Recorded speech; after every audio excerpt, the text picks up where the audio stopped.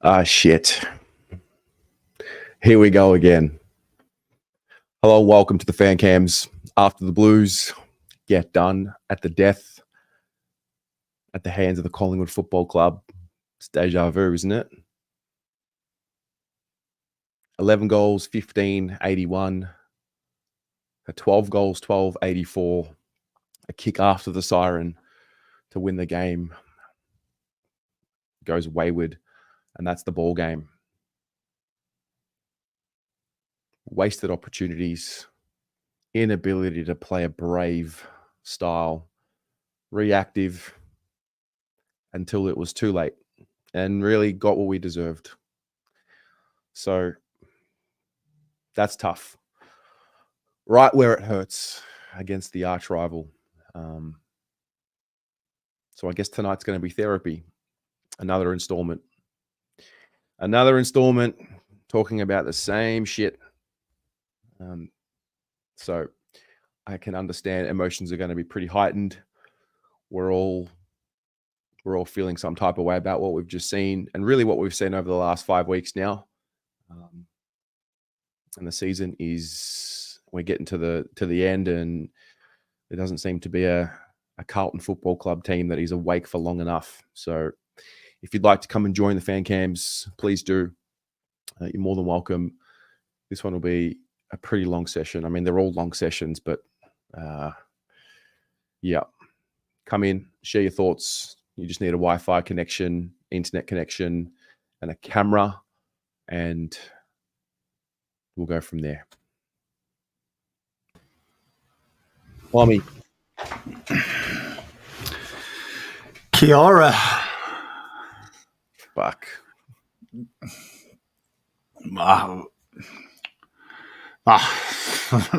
That's done me, bro. Like, yeah. It's actually done some emotional damage. You know what I mean? This is Freya, year 12, dumps me and then kissing Nathan right in front of me. Right, I'm reliving it. I'm reliving it. He smiled at me, Terry. He kissed her and smiled. Fuck, man. I mean, where do you want to start? I mean, that was one of them games, wasn't it? Like fucking 8 behinds to start with. Motlop missing from 2 inches out. Fuck me. And it's like it's the story of 8 weeks, isn't it? 8 minutes, like 8 minutes of hope that kills you. Like 8 minutes, like to be switched on for 4 quarters, and we have really lost an edge. Like we look pathetic around the ball at times. That's the best way you can say. Like look pathetic around the ball. Like the intent looks pathetic. It looks like we're always playing second guess. You watched that game and it was hard to believe that 6 weeks ago we were the second side, and I couldn't give a fuck about what Sydney are doing. Like any idiot could have predicted that. Sydney were always going to do a port. They'd spent their credits early, but for me, it's just a distinct lack of basics at the moment that's really holding us back. And everything looks rushed. Everything looks chaotic. And then someone presses the button in the dressing room, don't they? Last 10 minutes. Boys go ham. Boys do it. And you know what? Someone said to me at the end of the game, it really hit me hard. Voss keeps demanding 4 quarters. You've got to play 4 quarters to beat us. And the cunt gets the boys to play half a quarter. Like, is this some kind of shit TK Maxx game plan? You play 4, we play 1. It's not good enough, Terry. Like, honestly, like, I love these boys and I want to be positive and I want to build them up, but you've got to help yourself sometimes. You've got to help yourself. And at the moment, they are playing piss bucket.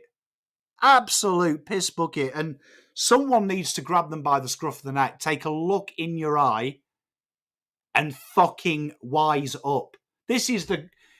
Everyone is opening the door for you. Everyone is opening the door for you to win this thing. And sometimes it's tough, and sometimes you've got to get over your own fucking arrogance, put your head on the line, and fucking if you get knocked out, you get knocked out. But fuck me, play 4 quarters to beat us. It's all right. You've only got to give us 10 minutes. What? what do you say about this group? And it's like, I don't know if it's a hesitancy. I believe it's a choice. Why are they so afraid to take the game on? What like, maybe, I don't know if they're Fear, afraid. fear. It stinks. The whole thing stinks. It reeks of it. It's like, what? Like, And it's from top to bottom, Terry. Mm. It's shitty little soundbites in press conferences. We're up for it. We're gonna get them. Oh, let's wheel out the 1970s crew. That'll be fucking gross, won't it? That'll get them all fucking dancing and singing. Oh, let's bring out yesteryear. Look, some dickhead went out today and spent $130 on this. I'm to blame. I'm a fucking idiot as well. We're all idiots. Glorious idiots in the realm of blue. But fuck me, bro. Take your chances, man. Take your chances. Make sure. That Motlop thing was summed the game up. Because he just looked like, oh, it's all right, this will go through. And I'm not blaming Mitch McGovern. He hadn't played forward since 1962. You know what I mean? The Queen was still warm last time he was forward. That's how long ago it was. But fuck me, you've got to own it. A bit of accountability. And at the moment, the fear has come. Top 4 was on the line. Top 2 6 weeks ago. It's reactive. It's fearful. People don't want to make mistakes. How many fucking handballs did you see? Do you know what I mean? When the game was tight in the third, oh, fuck me. It's a little bit tough here. I'm going to handball to some guy about to be knocked out because I don't want to take the kick. Like, this is professional sport, man. It's meant to be hard. It's meant to be tough. And it is fucking fearful. Fearful at the moment. Yeah. And they earned a level of respect because of their ability to play this in this fearless way. And you look at the passages of play in the fourth quarter, the last 10 minutes. I think Wiedering marks the ball, took a little bit too long at one point. The very next play, he just fucking went for it. And it was reminiscent of the kick to Ollie in the semi. And I'm like, there it is. And then something happens when they take the game on. And the Pies, fair play. They wanted chaos ball. They wanted proactive. There was no waiting around. They just went for it from the get-go. And in a really twisted, dark way, I left that game obviously devastated that we've lost the game. But I mean, you get exactly what you deserve, and the game rewards you when you're brave for long enough. And I don't understand why. What are we waiting for? Like, what are they waiting for? It's within them. I think we can all agree it's within them. And for whatever reason, there's a dark spot, a hole. Like, do they need to flirt with danger to the point where they're out of the 8 so they can see that and get to the point where they're desperate? Do they it's like they're trying to put themselves with their backs against the wall before they actually play with that instinct? It is bizarre what these boys have done. It's a massive hurdle, isn't it? The identity is the big thing for me. Like, you get yourself into this position by, people are brainless. Why can't we kick well? When have we ever kicked well? I've seen 18 of the 23 that are out, I've seen since they were juniors. Honestly, they've got the kicking of Christopher Reeve. So if you want them to be a short, sharp kick inside, fuck me, let's give up now. Yeah. Let's give up now, because they're never going to be. The brand that works is get the ball moving forward with territory, pressure. It's always going to be ugly. It's always going to be on the verge of, is this legit? Are they taking the piss? Right? Are they a football side? But then the same thing happens. It's like a cycle, right? They get so close. You're thinking, okay, they're going to break. They're going to break through the wall. This is the next step. And then there's this hurdle, this implosion of, let's try and be something we're not. Let's try and be something not. Like, there was that 5-minute passage in the fourth at the start where they started kicking it through the midfield as if they were 20 points ahead. I said it in the live, boys, you're not 20 points ahead. You're 20 points behind. Look at the scoreboard. It's like there's something there in their psyche where they're scared to take that next step. And I don't know what it is, Terry. It's almost like they're specialists in failure, and it's the same thing every time. As soon as we're on the precipice, we have to bring up the past. 95, 90, 70, pick a fucking flag. It's not going to inspire them, Terry, because they need to own themselves. At times, they live in the shadow of what they are. And this sounds brutal. They're not a good football side at all. If you want classic football, go and watch another fucking team. We ain't it, right? But you know what they have got? They've got heart and they've got courage. And the minute the C word is slightly pulled back courage, and it's about being fucking contained and fucking controlling games. It's all right, though. We've got to play 4 quarters. Do you fuck have to play 4 quarters to beat us? Ask a question, and we will deliver you the answer, which is we don't know. We don't know. You take a little thing. My preview nailed it this week with the fucking dickheads at Pies Footy. I said, you want to beat us? I'll give you the game plan now. Make it hard for the back line to move the ball, play an extra around stoppage, and we'll do the rest for you. And we did. We did. And it's all right saying, oh, if we kicked 8 goals, 1 in the first. When have we kicked 8 goals, 1? When? And that was the pressure. That was the pressure of the moment. It should have been 4 goals from the start. But the problem was, up here, they've got some fucking stupid idea of being something they're not. Take the game on. You know what? I don't care about losing. I said this to my pupil today. He's got a big tournament next week, right? Which could make or break his junior career. And I said to him, I would rather you come back here and completely fuck it up. And you tell me I did everything. I stuck to the plan, right? Don't try and do anything else. Just be you. And if it goes wrong, I can fix you being shit. I can't fix it if you pretend to be someone else.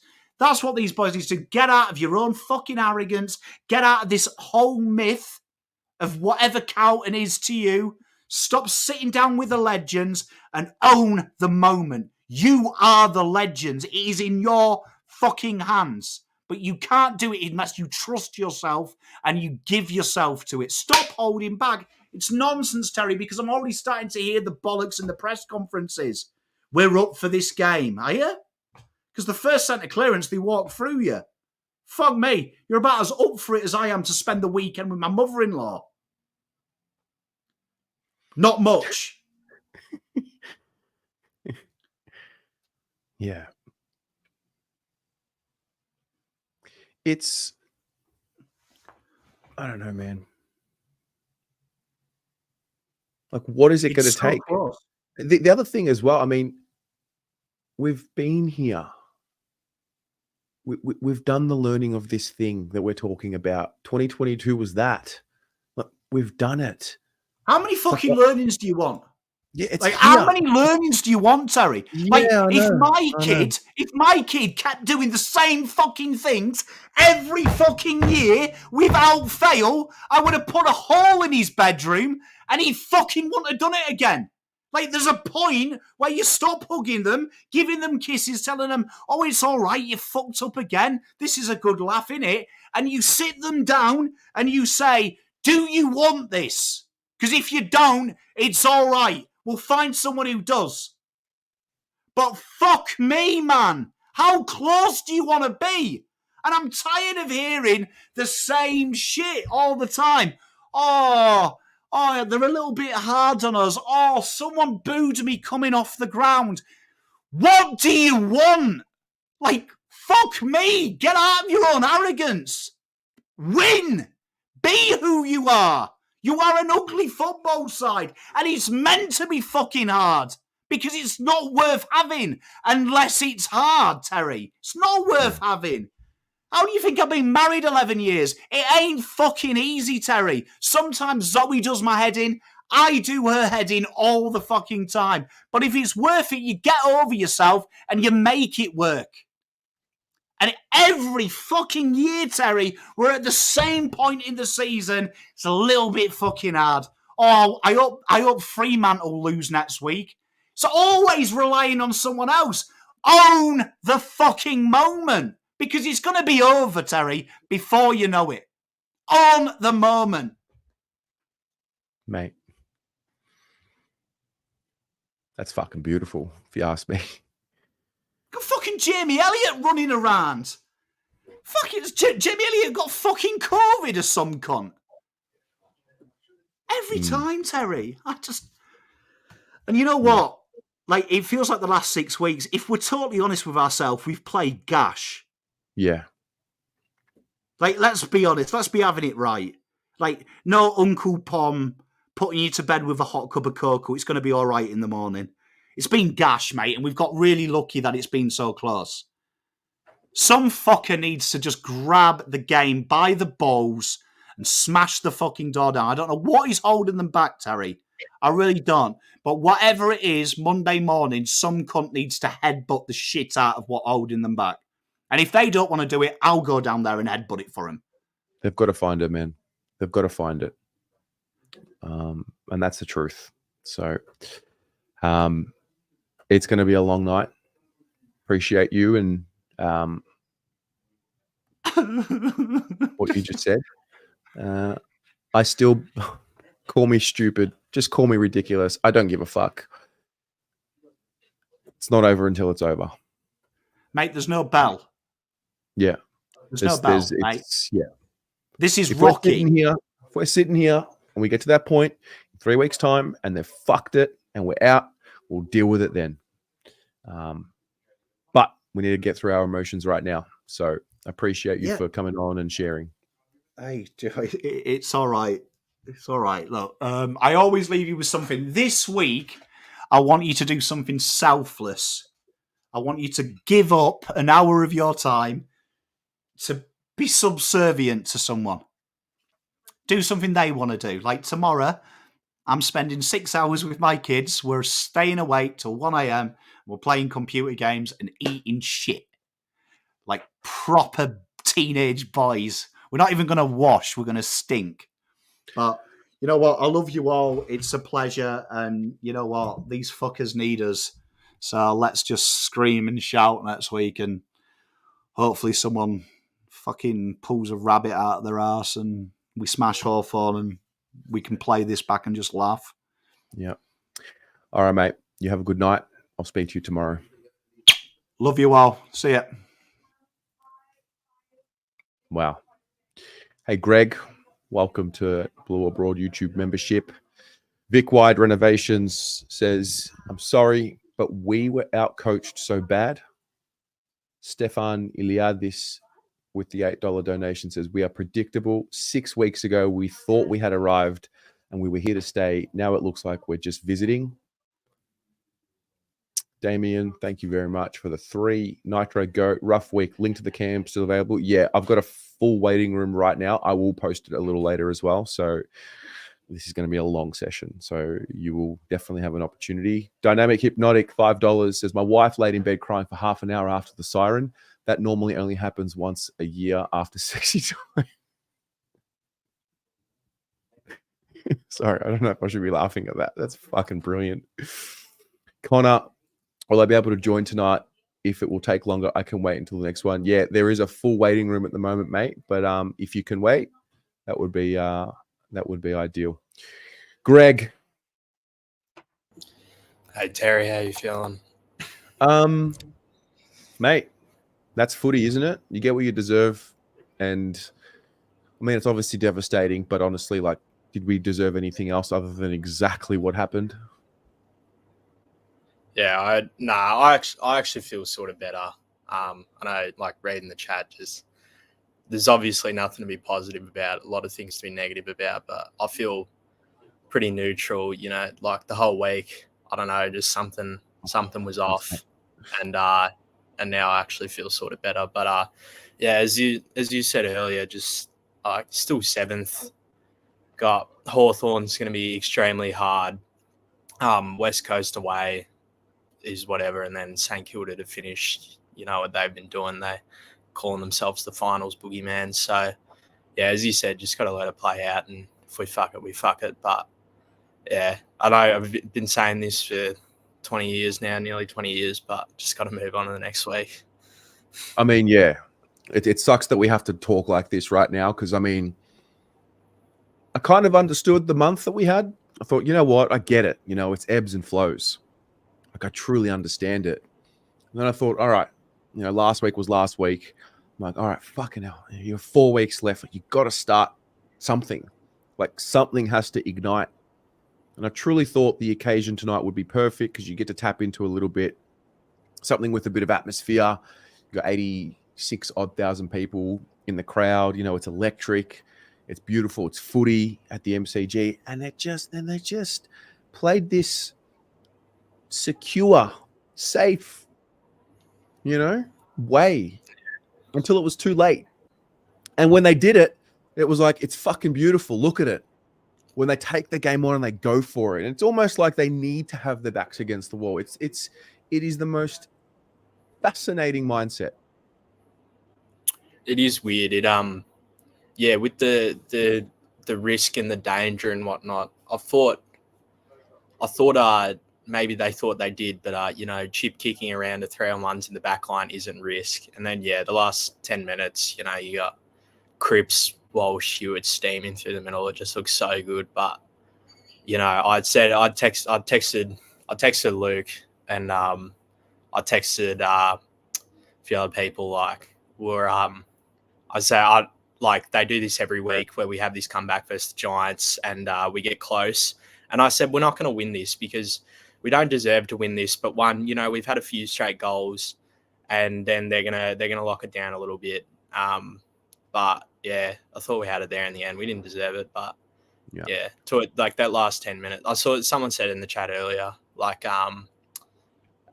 showing the last 10 minutes in a clip, and I think that's good because that's what they're capable of. But 10 minutes isn't good enough. Yeah.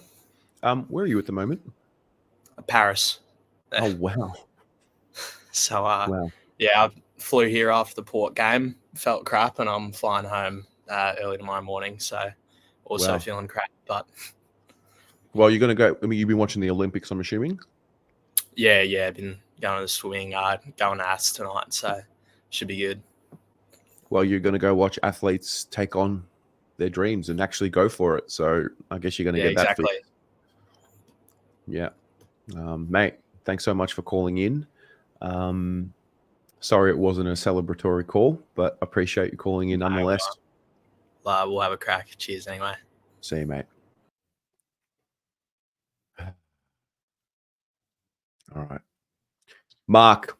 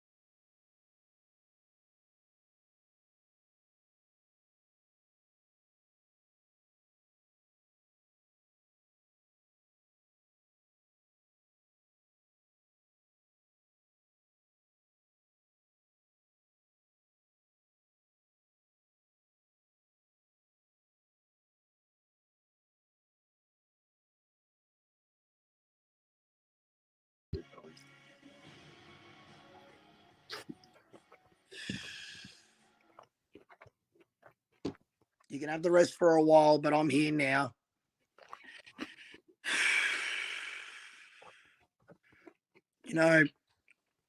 Here's a stat for you. Since Craig McRae has coached Collingwood, 4 out of the 6 meetings that we've had with them have been by a kick, and they've gotten them all. Wow. And the fact of the matter is that that man has rejuvenated this rivalry like no tomorrow. They have given us supporters mental scars that is taking our life expectancy right in front of us when you least expect it. All right? Look, Mitch McGovern did have a very good game tonight. It's a shame that, unfortunately, God, he could have been Jesus, could have been God tonight. And broken their hearts. And you know what? It just would have been one to get on them for what they've done to us the last 2 and a bit years. But I just think to myself, we do this every time. We play like billionaires one quarter, and then the next we look like we're just butt naked in the middle of the street, don't even know when to find home the next. Yeah. And you can't have that. You know this. You've had some success in your life. We've all had some form of, success in our lives, and we pour our hearts into this club, and it's slowly slipping away. We can't make excuses the fact that, Chera got injured, and then Cottrell got injured, and Charlie needed to get his ankle strapped, and then eventually he was back on. And, well, here's the news for Charlie. It was the first time since round 1, 2022, he failed to kick a goal. So now that that's out of the books, why don't you just focus on trying to get more of your teammates involved, and we keep sharing the load from here on out? Because to think that our tall timbers, Twin Towers, only combined for 1 goal tonight. And when you think of crucial moments, Jesse Motlop, 15 out directly in front, late in the second quarter, as one prime example. And, the opportunities we had in the first quarter. You tell me, Terry, what were your thoughts out of all this? Call it too simplistic, but it's a game of moments. I can list 2 or 3 in particular. I think you mentioned the Jesse Motlop one. Okay, he misses. Elijah not handballing over to Charlie for a goal. And there you go. Yeah. I mean, the game's beautiful because you get punished when you don't take your opportunities. And I thought it was a case of that. I said it earlier. I thought there was a cowardice to be brave. We can talk about structure and stoppages and I saw Collingwood from the get-go. I saw a mentality to move the ball on at all costs and embrace the chaos. And I saw it at times with us too. And even at times when we took that dangerous kick and it didn't go in our favor, it would turn back into our favor. And the game's got an amazing ability for rewarding bravery. And for whatever reason, our group, it's like they've got to put themselves into the fire, and they've got to put their backs against the wall where they've got nowhere to run, nowhere to hide, no cushion, in order for them to find that instinctual football. And that's what I saw. I mean, it's a bad loss. I get it. It's awful. Mark, we've been doing this for a long time. It's not the worst thing I've ever seen in my life. No, I understand that. But you think of it against the arch rival itself. I know. And for a man that's played his 400th game, look, you did your promos throughout the week, as you do, because that's your job. And you know what? You do it from the heart. Yeah. I was able to do my stuff, and that's for nothing. That's just all from here too, just like you. We all have this care factor that we want so much. Sorry, you there? Yeah, I'm there. Oh, yeah. Yeah. Like, we try to do our bit to obviously motivate these boys. I don't understand what it's going to take to motivate these boys. You know what? Just hold up, Terry. You can make time for everybody, but I've got something that may need some showing. And I think you might have been very familiar before with what I'm about to get. So just hold up for a moment. All right, let's move along, though. Show and tell. Yeah, it's a long night. Let's move along. I'm getting onto it. Onto it. Closing statement, please. Closing statement. Hang on a second. Oh, boy. Do you see all of that? Are these boys going to remember when their time is up that they're going to either have this or they're going to have nothing? Because right now, we're on the cusp of suddenly missing out on the 8. Now, you call me crazy. It couldn't happen, could it? It could not happen, could it? I'll tell you right now.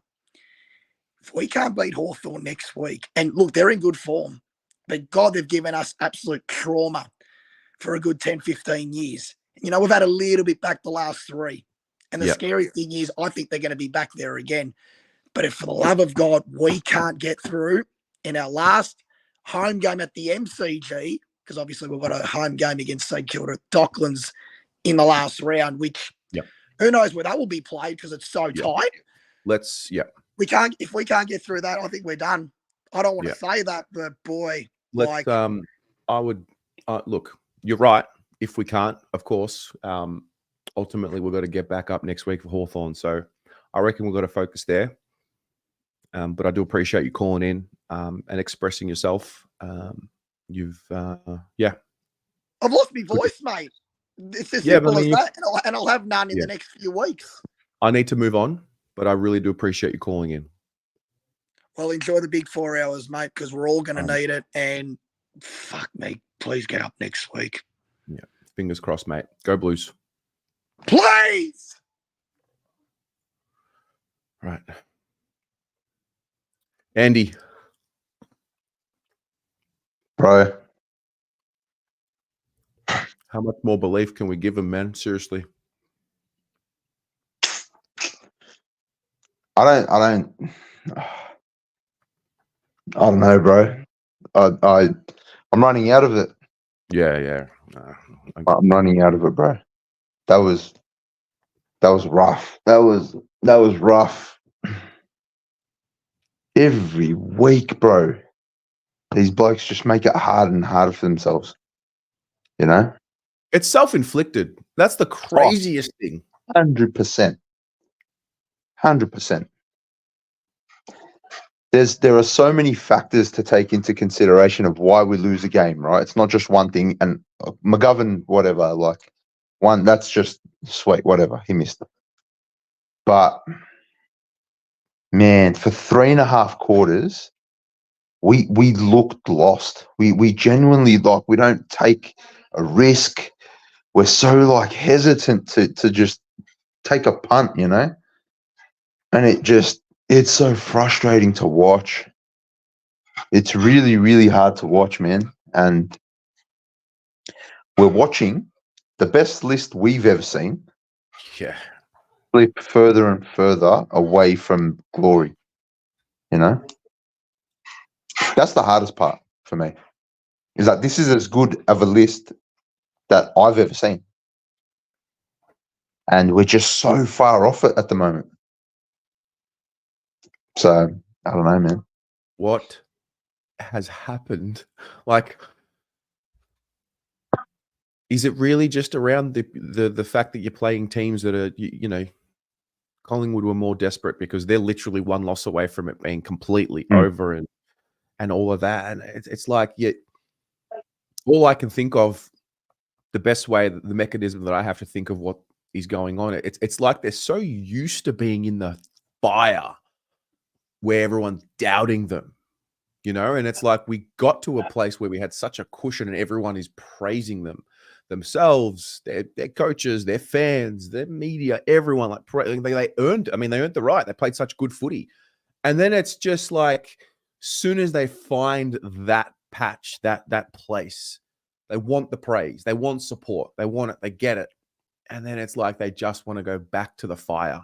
And it's bizarre. I don't even know how to explain it other than bizarre. Well said. That fire, that fire you speak of it's almost comfortable for them. It's almost like this is where we belong. You know, and that's mental. It's all mental. You can't go from that first quarter against GWS over there to the shit we've put up over the last month without there being something wrong mentally within the team. Mm-hmm. And man, years and years ago, I remember saying to you, there's a cancer at the football club. There is a cancer within the football club. There is a mentality that prevents us from taking that next step. Now, we took that next step. We hit that first hurdle. But I don't know what it is. Are they drinking their own bathwater? Maybe. But it has just gone downhill really quickly. And all these other teams around us are just hitting form. And us in Sydney just look shot. Mate, you know? I mean, fuck Sydney, obviously. But yeah. The competition is... not much is making sense right now with the entire league, to be honest. Yeah. I don't know if that's a saving grace. I don't know what that is. Is that just, I think Pommy said it earlier. It's like everyone is falling over in front of you, and how many more opportunities do you want other teams to give you to keep falling and give you the chance to reclaim or take something that you obviously want? Lost, mate. Completely lost with what is going on. Yeah. And you got 3 weeks. But I mean, last week I'm like, oh, we got 4 weeks. The week before it's like, oh, let's do 5 weeks. It's like TikTok. Do you have to be out of the 8 before you really play with that desperation and the urgency? Can you imagine? Like, I know we're actually on the borderline of making the 8. Can you imagine we don't? Like, wow.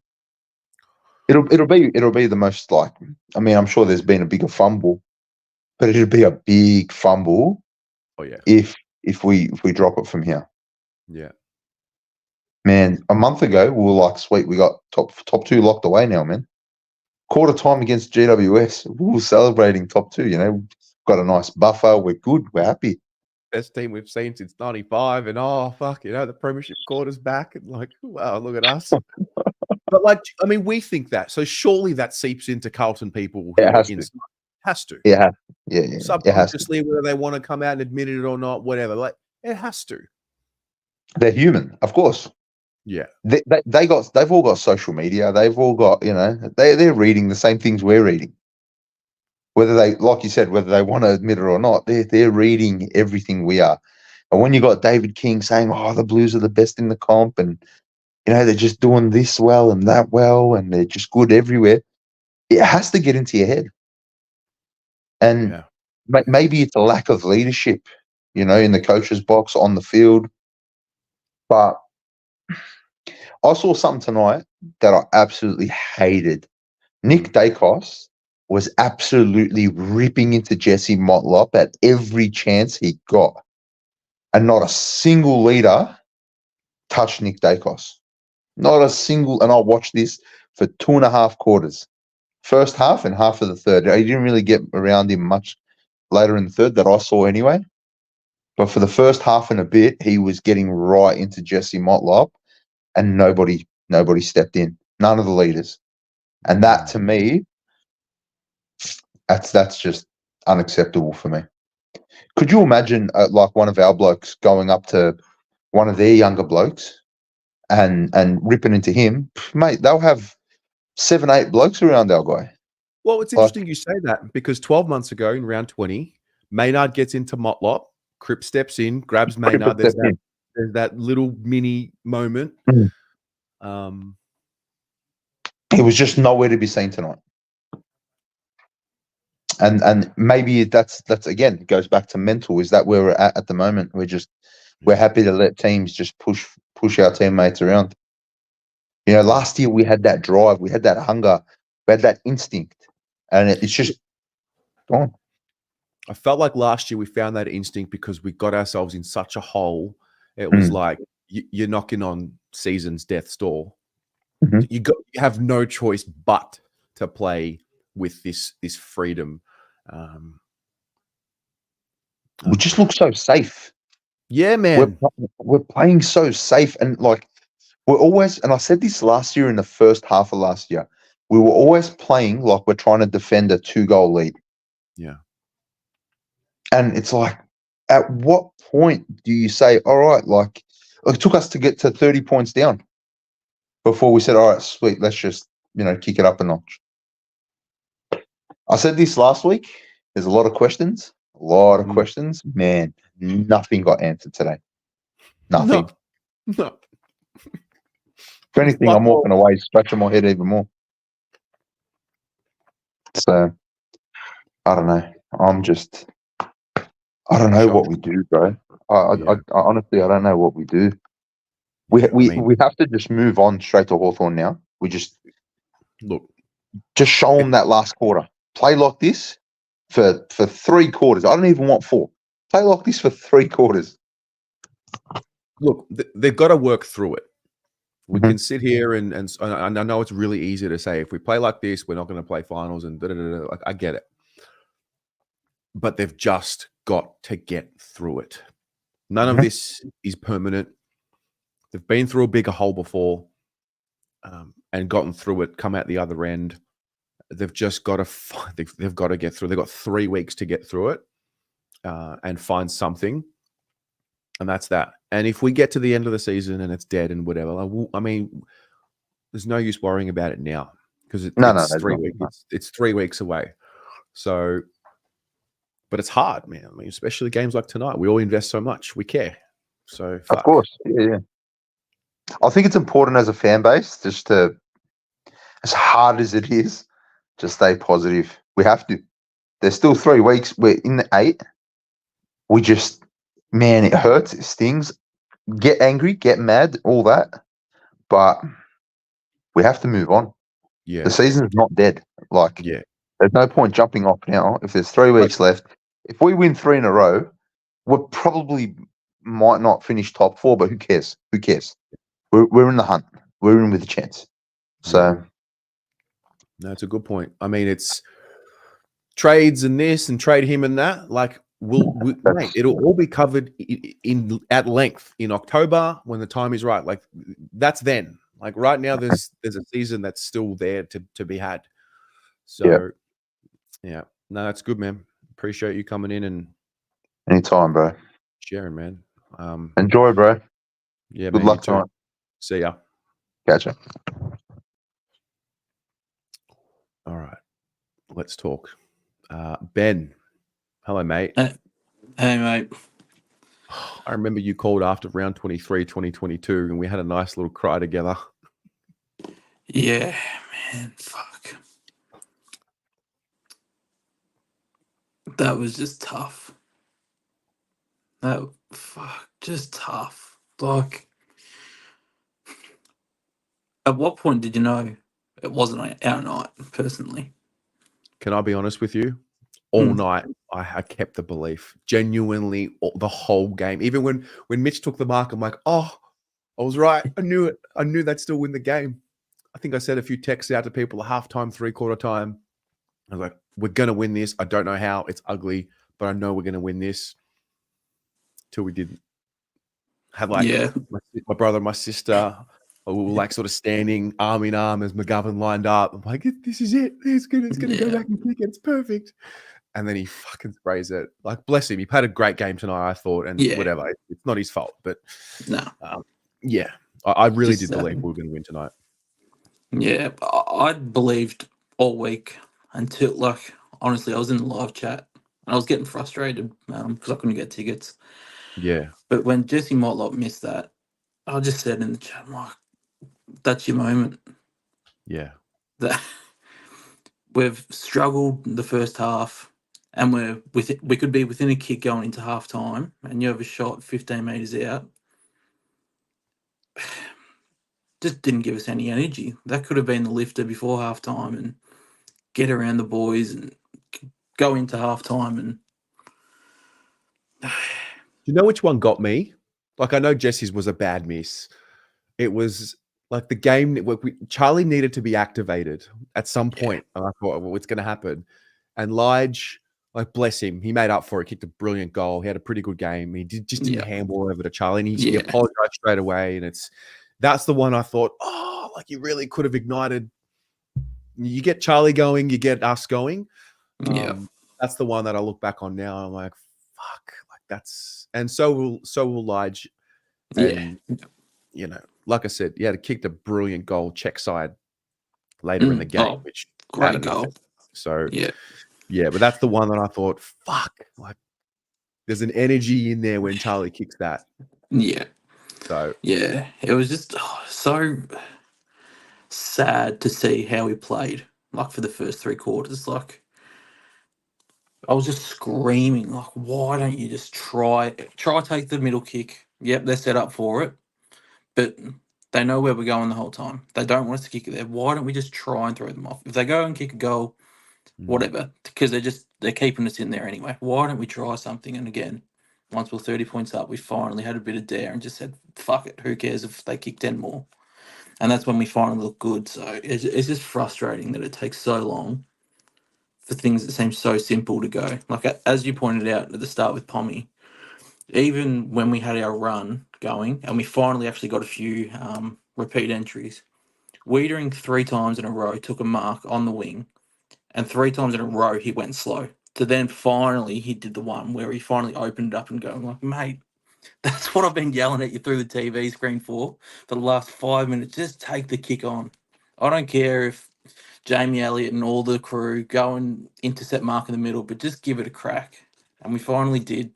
But again, just too little too late. Yeah. Yeah.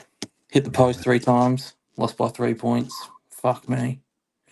Yeah. Fuck me. I know it's bad. I did think we played well in the first quarter. I know that all that matters is the scoreboard, and I really did think we played and dominated the game. I agree. In the first quarter, but just did not it did not reflect on the scoreboard. Yeah, So no I scoreboard do pressure. think second and third quarters were the real letdowns. I do think the first quarter was good from a style of game standpoint, but for the finishing, and then Harry kicks that banana on the siren, and you're like, fuck off. Like Stupid. 0 goals, 8, and then you're like kicking them. Yeah. Like, make that make sense. Yeah. I thought one of the few positives was I thought Ollie Hollands worked his ass off all night. I thought he had a brilliant game. And when he kicked that goal, I'm like, fuck, like if we got back, I'm like, he's gonna be one of the sole reasons we got back, is I thought he worked his ass off from the first bounce all the way through. So everyone's been knocking him, saying, oh, give him a week off, rah rah. But That's man, a good call. And I think you find out a lot about players when you have games like this and it's not going our way. And I agree with you. I thought Ollie, I mean, the frame it's just not there yet, but the desire and the want and the will and it's there. Yeah. And it's a good call. I think Wiedering's got it in him as well. When things aren't going our way, he's good. He's incredible. So mate, 3 more weeks. 3 more 3 weeks. more weeks. One at a time. That's it. All right. Yeah. Enjoy the rest of your night, man. Keep your head up, mate. Speak to you soon. Will do. Go Blues. See ya. Johnny Holden. Hey, buddy. Hello, mate. Hey, how you doing? I'm getting there. I'm eating my pizza, aka eating my feelings. Shit's going wrong when you're eating on the fan cams. Sorry, I'm not as dramatic as some of the others that have been on it previous. Couple of things. First thing I noticed with the way we move the ball in our forward line, we tend to congregate a lot. And Charlie and Harry have got to take a pack mark, or else it's game over. It's out the back and away we go again. You watch other sides who have got key forwards, the half forwards and pockets tend to drift out and leave a gap for them to lead into. We made a thing of this in the 80s and 90s with Kernahan, and that it was like, get out of the way, let them run at the ball, front and center, out in front. They got a half a chance. This game plan this year, especially this year, we've gone back to that 22 game plan where it's dump it in long, hope for the best. Last year, we had a bit of that cohesion where Harry would go left, Charlie went right. Charlie would run forward, Harry would hang back. The others would get the fuck out of the way. And when it hit the ground, then they'd swarm in around the back or around the front and capitalize. They have this 2022 mentality where it's, let's all have this congregation, put it in on top of their head and hope for the best. And it comes out 9 times out of 10 and it rebounds over the mid, back out through the back, and they score too quickly. It happens time and time and time again, every single week. It's the same as like the out of the back line. It's down the line. We talked about it last week. This week, I can't believe it. They actually looked left and went left a few times. And it was like, oh my God, they're finally learning. And it opened the game up, and they even went through the middle a bit. They took the game on. And that's where we've all been crying out, take the game on, because every side knows exactly what we're going to do. We're going to kick it down the line to that right-hand side every single time. I found that we want to play team football, not me football. You know, we don't want to be individuals. We want to play as a team. But I found tonight, that's first quarter, it was more team first. Rather than me having the opportunity and taking my shot, I'd give it to the next guy who gave it to the next bloke who put it under the neck, and just created more and more pressure until it either was a hack kick at goal, which would be wayward or rushed through, rather than them taking the moment, not being hungry, but me, you know, back in my own judgment and my own skill and having a shot at goal. It was, no, I don't want to take it. I don't want to take it. No, fuck that. I don't want to take it. And it was quick, give it to the next bloke, give it to the next bloke, give it to the next bloke. And I found that they were doing that in that first quarter a bit too much. And then once they lost that momentum, this is the other thing. We just played the reigning premiers. Let's not forget that. Let's not give them. They won the premiership last year. They've got 2, maybe 3 players out of their best side, right? People forget that. Like, we didn't play Richmond tonight or North Melbourne. We played Collingwood. Let's just hang fire for a minute. And without being too glass half full thing, we also have this entitlement, us supporters. We've achieved fuck all. We've won 2 finals in 10 years. 2. People on here act like we've won 2 premierships and we're about to blow our three-peat. We have achieved nothing. Brisbane have been up there for 5-6 years, haven't done it. Port Adelaide, Doggies, Melbourne. You want the list to keep going? Every side has been there, done it, and failed. We've had 1 year. We've been in the window. 1 year.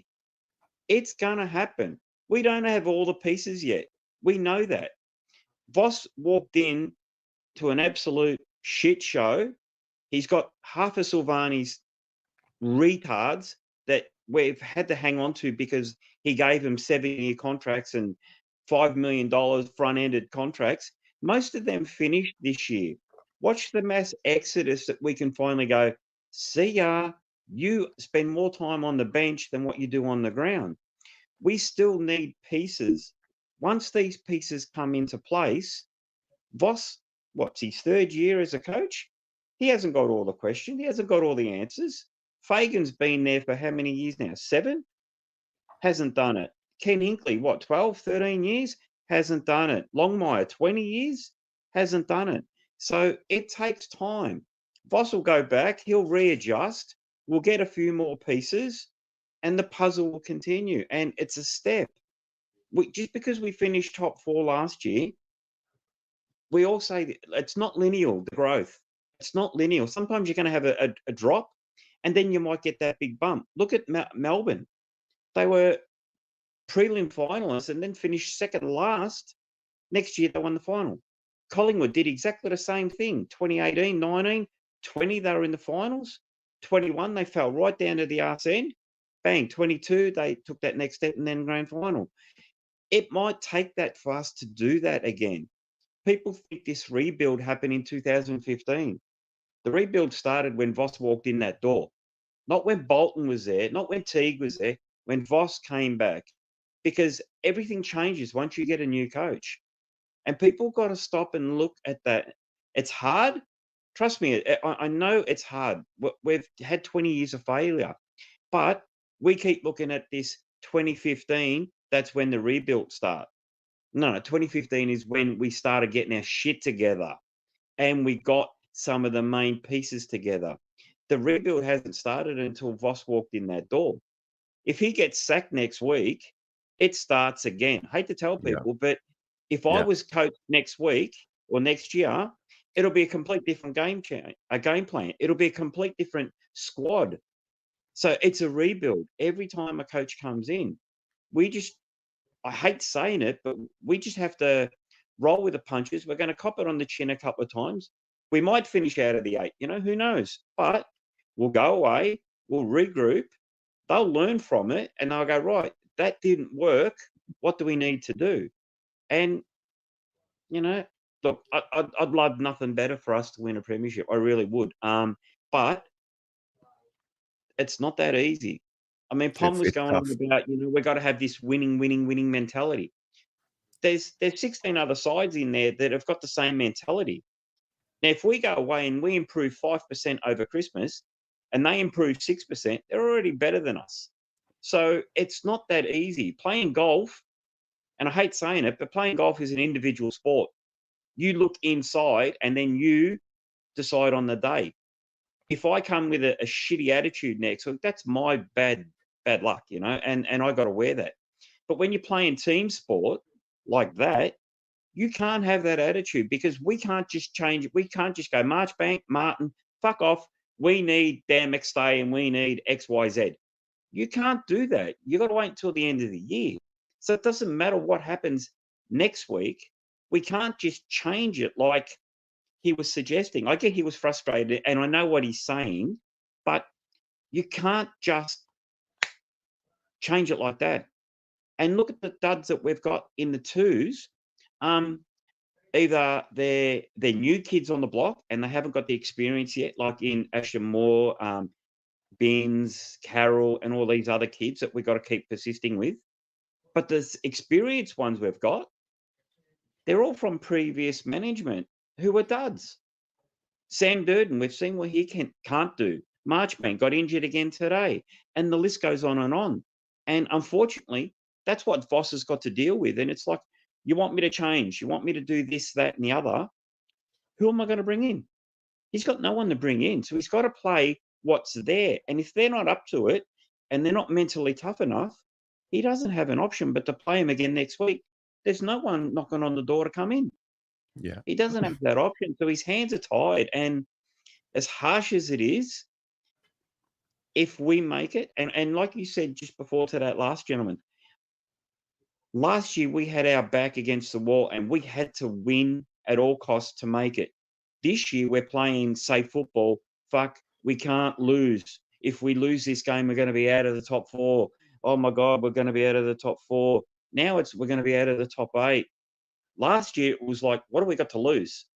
It was head down, bum up, go forward.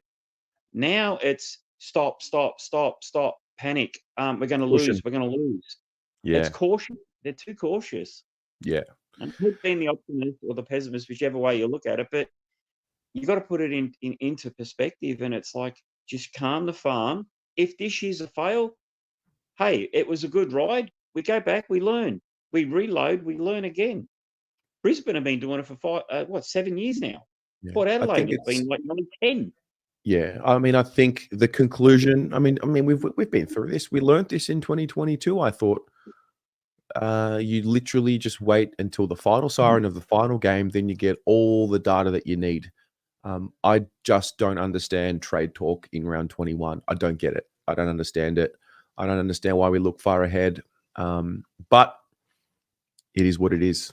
Mate, I think in 93, we finished equal top and lost in the grand final. 94, we finished equal on top and we went out in straight sets until we finally done it. So sometimes you get to the top and you still fall and fail, but you come back and you reload. Now, I hate going back to the old, but I'm just saying because that was the last time we were relevant. So you don't have a choice but to sort of go back that far. But we had the copper couple on the chin before we learnt, hey, if you really want it, this is what we got to do. Yeah. And so's most other sides in it. So, it's not over. Like you said, the bell hasn't rung. It's not over yet.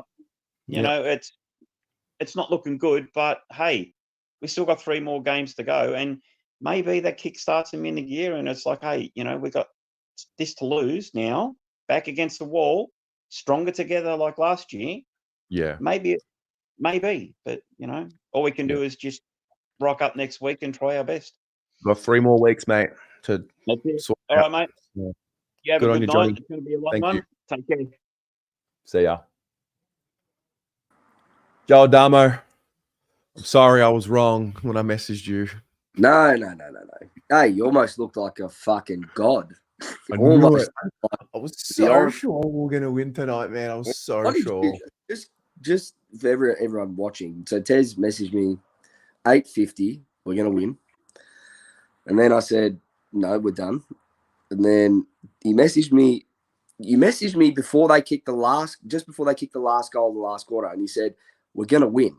And I said you're delusional, Tez. I'm sorry, right? I was. No. And then I sat there and I went, I don't know. Maybe he's seen something that I'm not. Maybe we'll have a little run.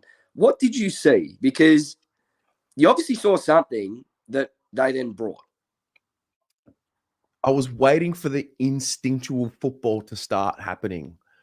And Right. I mentioned it earlier. So Wieders took a couple of marks, and then he was taking that half a second too long to find the option. And I'm like, fuck, like, go. And he did it again. I'm like, go, mate. He didn't. Like, he took the safe one. And then eventually he did. I can't remember who he hit. Then it went out wide to maybe Motlop. And then we kicked the goal from it. And it was like, oh, there it is. Yeah. Then Blake kicked his goal. And I'm like, this is it. They're doing it. It's unfolding. And then it wasn't. And then it was too late. Oh, So- and then it was always too late, to be fair. Yeah. Like, you can't leave it that late. You start the I game. also saw the first quarter, and similar to Port last week, where we were winning on the scoreboard, but they were probably winning the game of football. Mm. And I sort of saw that a little bit in the first quarter. I thought, well, we're winning this game of football in its purest form, but 4 on the scoreboard, but that'll come. I also thought we would just split games against Collingwood because it made sense. We split the Giants, we split Port, we split Collingwood. Yeah. It's the stories you tell yourself, mate. What can I say? It's death, taxes, and the Pies beating the Blues. That's where we're at. That is what it is. I can't get invested in that game anymore. I just can't. And the scary thing is that didn't even hurt, to be fair. Like, it just didn't. It was like, okay, we've seen that before. Like, they've done it to us 4 times now in the last 2 years. Like, whatever. It's just kind of, that's scary because it's like, okay, well, what does that mean? Like, how can you not be completely distraught after that? Like, I was disappointed, but I wasn't walking away in hysterics or with my head in my hands and just completely mute. Like, I don't know, weird feeling. But you can't leave it that late. You just can't. Like, No, you can't. You can't. You just, yeah. And look, it's not to say that they strictly didn't use the corridor all game, because at times they did. And when they did, it would come off. And even when they did and they made a mistake, it would still kind of work out in our favor in a really weird way. And I thought, I don't know, I think I was tapping into the whole embrace. You have to embrace fear. You have to embrace fear and live in it and live in the unknown.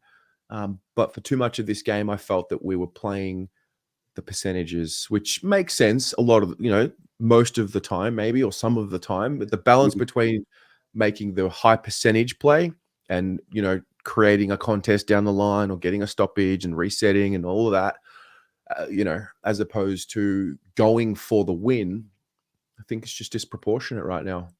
There's definitely something in this group needing to have their backs against the wall now. That's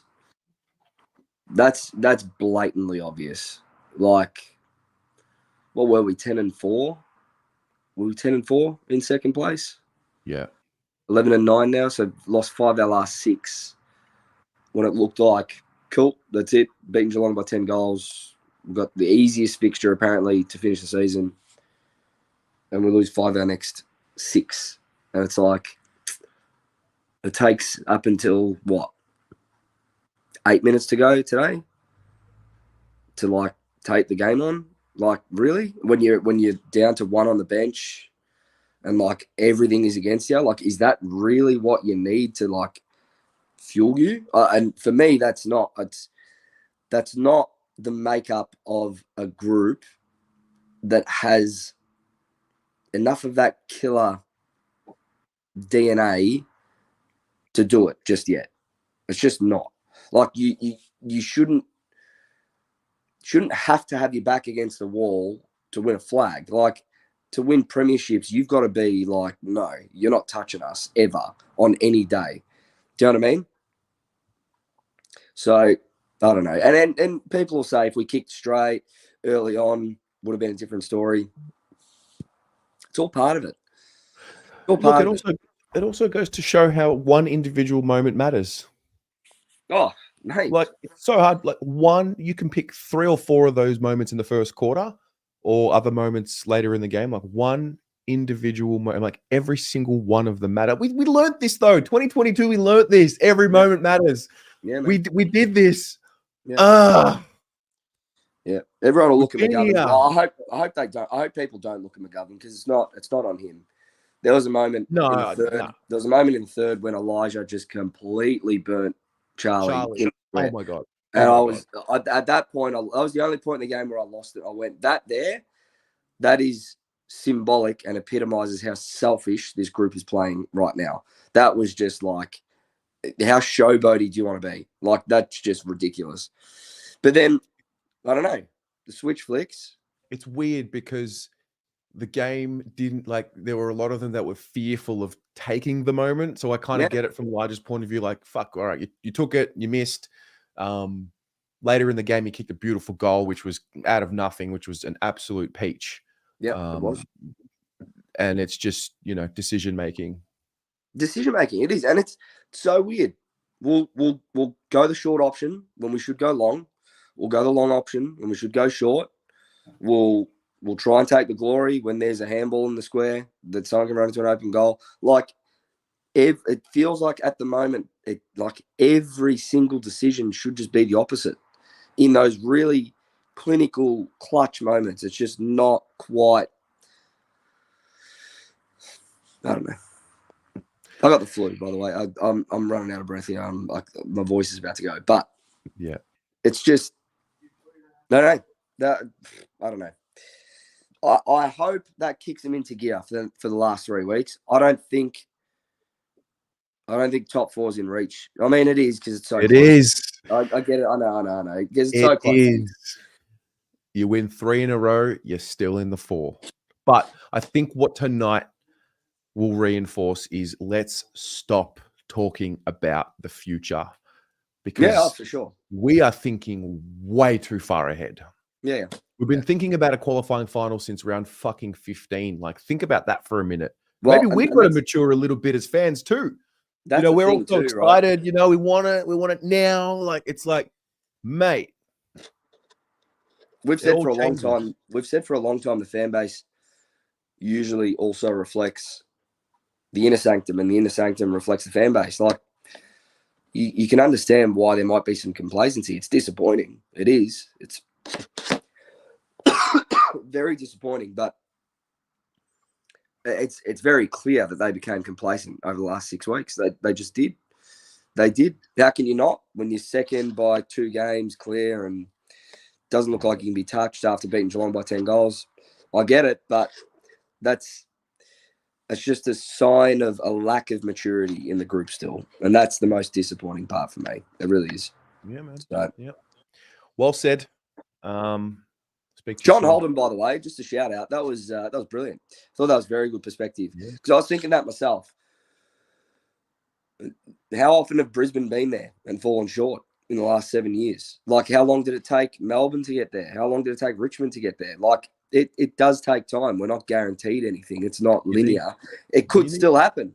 Who knows? But you need scars. You need scars. You need. It's part of it. Like, the dirty little secret to success is failure. Yeah. Like, over and over again. Yeah. Like, that's the dirty little secret. No one wants to live through that.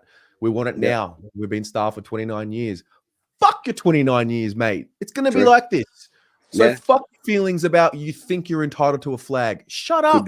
Could be another 5 years. Hard, mate. Could be another 5 years. Could be another 3. Could be another 10. Yeah, it'll happen, but we just don't know when. And you gotta just stick that. That's it. Yeah. That's it. So anyway, I'm gonna get to bed. I'll speak to you soon. See you, mate. See you, mate. All right. Jad? You gonna do your speech? Jad? Oh, Dad? one sec. Let me. Sorry, man. Yeah. Fuck, sorry. All good, mate. Yeah? How are you? Yeah, I'm here. What's going on? Sorry, mate. Yeah. Just at a party, so give me a sec. Oh, fuck. How was that, eh? Well, that was tough. So that was just another Collingwood moment that we have to sit through in our life, like yet again. Fuck, man, there's two things that are just really sticking out in my mind, man. Like I said to you in the Round Out fan cams, and I said to you now in our chat today, like why do we not embrace this rivalry?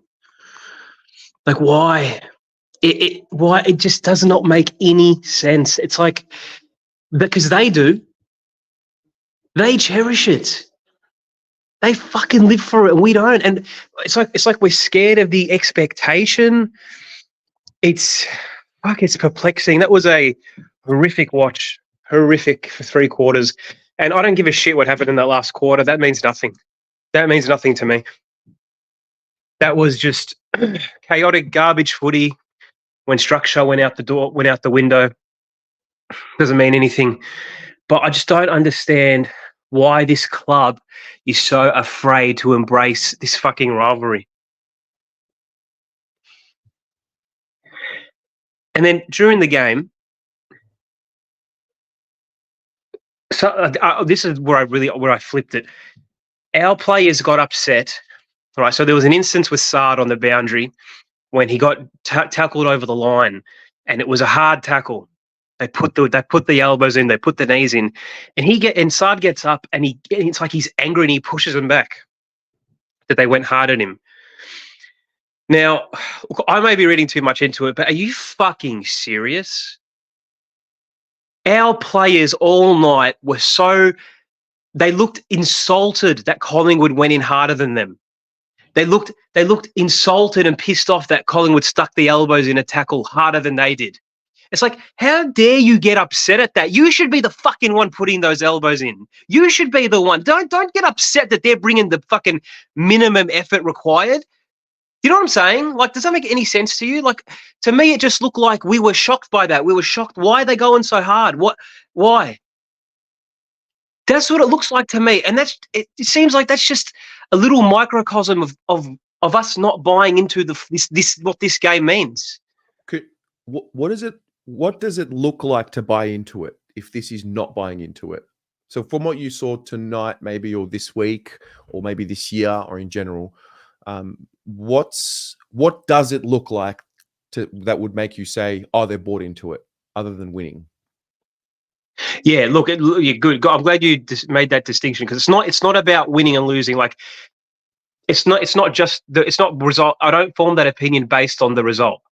I form it based on when I see how Collingwood approach every contest, when I see how Collingwood celebrate the little things, when I see how they celebrate the first goal of a game because it means something, when I see them embrace Pendlebury, like those goals they got early on, that they were dedicated to Pendlebury, and you can feel it through their energy.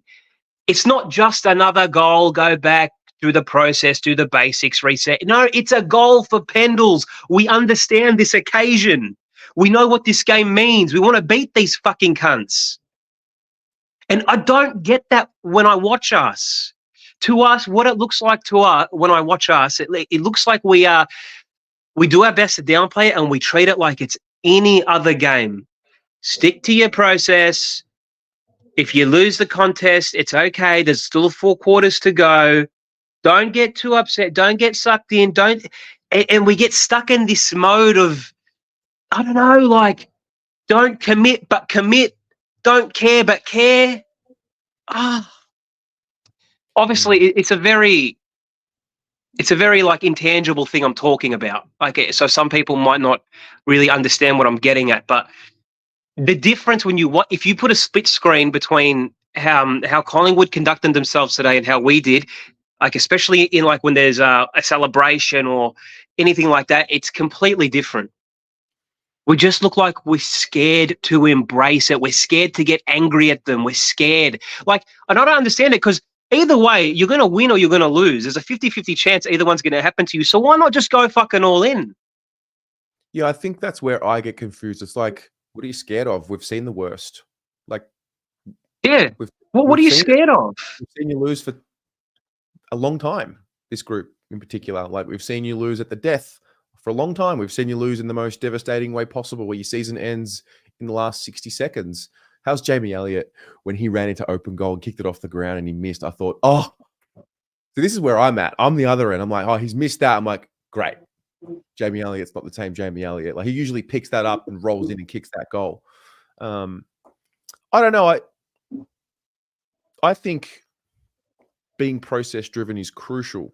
I also think the dirty little secret is that because we haven't been at the top for longer than what we have, because we haven't been at the top for long what we have, and these other teams around us have been there, they've been making deep finals runs year after year. Like, I really do believe it is part of the process. As much as you don't want to hear it, no one wants to hear the word process or patience. Everyone wants to make an assumption that the window is 1 or 2 years now. And, I think these are all part of the story. It's going to be, man, look how hard it was to play finals football, let alone win a premiership. It's going to be the most gut-wrenching thing we will watch based off what we've seen so far. So I don't know. I think sometimes we can get too fixated on the results so much that you forget about the moment. And I actually, when you touched on the fear and the scared, I don't know if it's about being scared of Collingwood, but it was just this hesitancy to make the moment theirs. Well, look, those things you said about this being the journey, look, mate, I honestly don't know if I buy it, because I don't think that this is something that has to happen for us to, I don't know, finally break through whatever this hold that they have on us is. Like, when things are going wrong, I don't think you can just say, oh, it's meant to happen. It's for us to break through, because look, this leads onto our coaching. Like, I honestly think we're the worst coach team in the league, like by far. It's not, and it's not result. No. Well, obviously the result compounds it. Yes, but it's the way that we continuously get beaten by what we know. We played right into Collingwood's hands today, man. Lose a 50-50 in an attacking 50. They get a clearing kick, they're out. They got one over the top and it's just like they just continuously get beaten by what they know. And I think I put the tweet out as well. What was the winning coaching move? Well, okay, I'm going to get on it. Well, just what I think. Obviously, I'm not a coach. I don't know everything. It's very easy to say this is wrong and that's wrong. It's very easy to say that without a solution. So I'm sorry, but I'm not going to let you bring something up without giving me a solution. I think I have too much respect for you as an intellectual to not at least hear you give me the solution and what would have worked, for sure, guaranteed. What I would like to have seen happen is us not let them buy into the emotion of the occasion. Pendlebury early on was fucking everywhere. He's 36 or 37. How dare we let him do what he wanted? Like, is there no thought in our coach's box during the week? Okay, Collingwood are going to be revved up for this game. Let's try and snuff the energy out of them. How do you do that? Well, maybe you put some work into Pendlebury. Maybe you stick Chincotta on him for the first 10 minutes of the game to snuff it out. Like, or every touch he got today, to me, like just watching through the screen and how I say every touch he got early was just fuel for them. Feeding into the narrative that it's his night, it's their night, this is ours. And we just let him do as he please. We let this 37-year-old waltz through our midfield without getting a single tackle on him, no one putting any body on him. He's evading our midfield, mate. He's 36 or 37 years old, Terry. So going back to the coaching, Because last week I reckon you came on here and said that Cincotta tagging is mixing up with our synergy at stoppages when we're putting him here and we're putting him there. He doesn't have a defined role. So no, that wasn't me. That wasn't also me. It wasn't you? Okay. No. So also, who does catch Pendlebury over the last 400 games? Very few, right? He's got this ability because he's a champion. He's evasive, yeah, but we still yet to hear the coaching moves that would have won us the game, and why Voss is the worst coach in the league. No. See, no, don't take it somewhere where I'm not taking it. No. I'm trying to understand how we're the worst coach team in the league. Because I said it before, we continuously get beaten by what we know is going to happen. The Dogs, the same thing. They're going to beat us with their quick hands on the outside. They did it. Collingwood, they're going to beat us on the rebound. They did it. Like, it just feels like our coaches don't have the nous to give the opposition trouble and stop them at doing what they want to do. It's like we're so waiting to see what's going to happen and we're reactive. And I'm sorry, I don't think that is a very controversial thing to say, that we're the worst coach team in the league, especially over the last month. How can it not be? I love that you said it. I'm just trying to understand what's it backed by, and you've given me feelings and emotions. What would you like me to? What would you like me to say to you though? Because I've said it.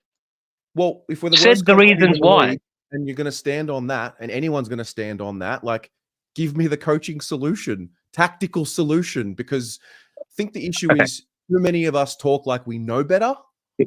I said at the very start of this, I'm not a coach. I'm just telling you what I see. And I'm sure there's plenty of people who would agree with me, and I'm sure there's plenty who will disagree. I'm telling you what I can see. I'm just trying to hear your point, but I haven't heard it yet. Just today, Collingwood, it's just something I would have liked to have seen happen to at least stifle them, because it felt like we just let them play into the occasion, play into the emotion. We let them get an emotional stake in the game. Like, during the week, Pendle's 400th. How are Collingwood going to come out on Saturday night? They're going to come out firing, right? So wouldn't a thought be like, let's not let Pendlebury get too much access to the ball at least? Let's not let him feed into the game, and then they'll feed off his energy and his emotion. That's what it feels like. It didn't feel like we were there to stop him, to stop them. Okay. Look, we can disagree. That's just how I feel, man. I'm just yet to hear the solution. That's all. I all can't. I'm hearing is, because I can pinpoint the problem as well. We're outcoached tonight. Lose, outcoached. Win, we've got individual players. That's the thing that I see. That's what I see. When we lose, well, I think that's a bit of a pattern, though. When we win, it's never coaching. It's never out coaching the other team. When we win, it's always Cripps and Charlie and the individuals. And in our patch of form, there was a lot of credit being given to our coaches in our patch of form. I remember hearing many people say it. I was one of them to say it. But the reality is 5 games out of 24 is piss poor. Sorry, say that again. 5 games. Like 5 games where our coaches seem to be, where they're getting credit, and it looks like, okay, they've got this team humming and their moves are working. Like, they got all the credit in the world for the Cincotta move in that 5-game period where we were on fire. They got all the credit in the world. But ultimately, just doing that for 5 games in a whole season, you know what I mean? It's not enough. I don't think it's enough. And on Vossi, teams will see that happen and make adjustments. That's what coaches do. Yeah, and then also what coaches do is they react to those teams. Look what Chris Scott, look what he did with Tom Stewart. He was getting tagged out of the entire game by the whole league for a good 3 weeks, and he found a way to free him up. So what's the move? He found a way. What's the move we need to make? Well, now, mate, the issues have compounded. There's no one thing now, is there? Now everyone's gone down. Chera's done another fucking hamstring. Is that it's a mess. It's just a mess now. Go there? Is that going to be a Russell conversation this week too? Like, Chera shouldn't have played in the midfield. He should have gone back to halfback so we can protect his hammies. That's going to be an interesting one this week. No, I didn't say that. No, I'm saying I was advocating him for last week. I was advocating for Chera to go back into the midfield, but I'm not the one training him. I'm not the one putting the training loads into his schedule, into his regimen. I'm not the one doing that. I'm just a fan. And unfortunately for Russell, the results speak for themselves. We're the ones sacking him, though. There's no way he should still be at the club if we really want to go there. There's no way. There's just no way. We've got one hand tied behind our back for the whole year. and many other years. No, we could have done it at the end of last year. And yeah, it's a conversation that we have at the end of this year. So I don't know. I just think. Look, man, in my opinion, we needed top 4, and that seems like it's gone now. Why? So what's the point, really?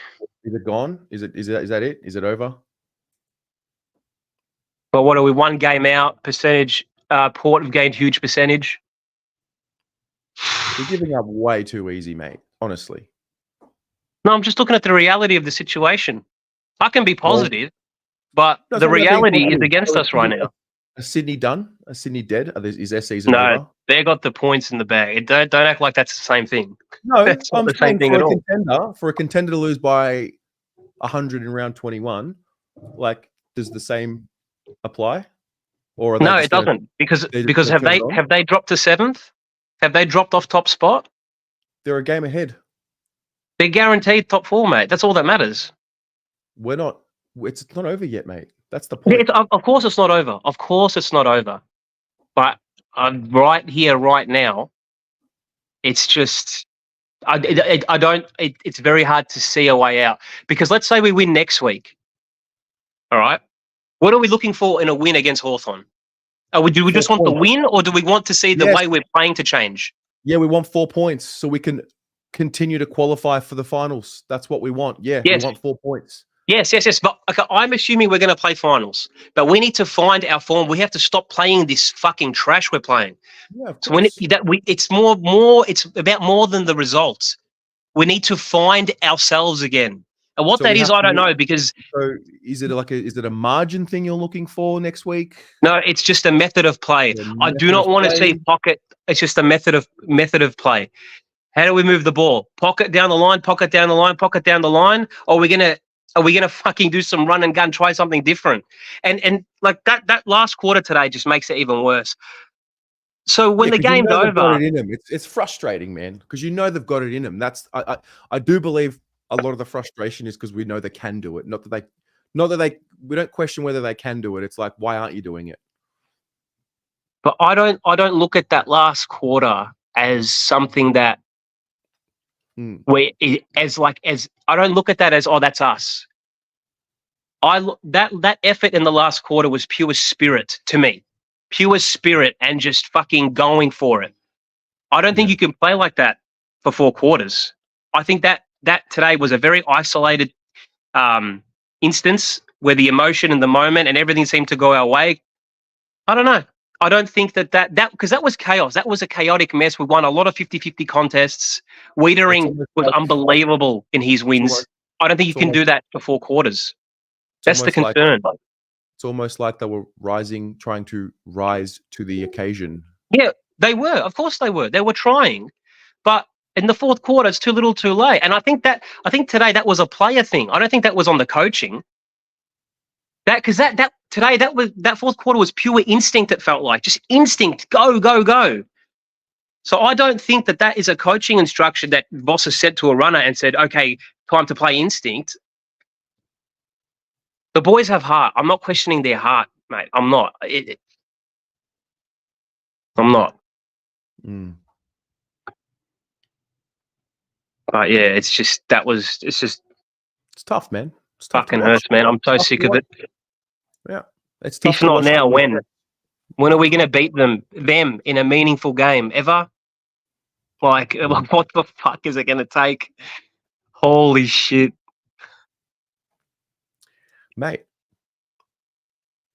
They can't hurt us anymore. We've already been through the fucking hell and back with them. They seem to like it. They seem to like pain. It's fucking weird. You know when they're going to do it? When we're going to do it? When? Do you know? When they do it. Not when I want it. Not when you want it. Not when everyone wants it. When it happens. Like, mate, they were fucking brilliant, the Pies, tonight. Fair play. For whatever reason, we had to be reminded about moments again, which was a 2022 thing. You know what's crazy? They they limped over the line against Richmond. So, like, if we played Richmond tomorrow, why are we doing that? Why are we doing that? That was Richmond. That was then. This is tonight. it's okay to look at form. That's all that is. No, but it's only looked at it in one way, because you won't say the same thing about, well, we beat Port in Adelaide, but Sydney couldn't do it because Sydney have banked the points and top four is guaranteed. Like, do you get what I'm saying? It's a contradiction.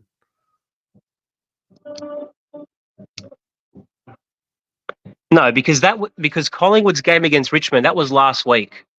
So I just thought, looking at the form, putting their form against our form, I really thought that we could fucking get a hold of them today.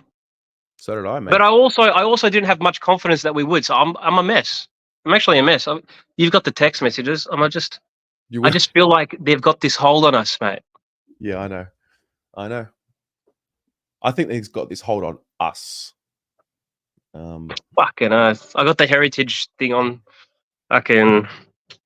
Pommy came in earlier and he's like, it's me. It's like, I bought these fucking heritage Guernseys, like living in the past. She's like, I'm the fucking idiot. Well, yeah, guess whose number I got on the back? Who's Sauce. You got the one, you're pathetic. Oh, yeah, long sleever too. I love it. Fucking kill me.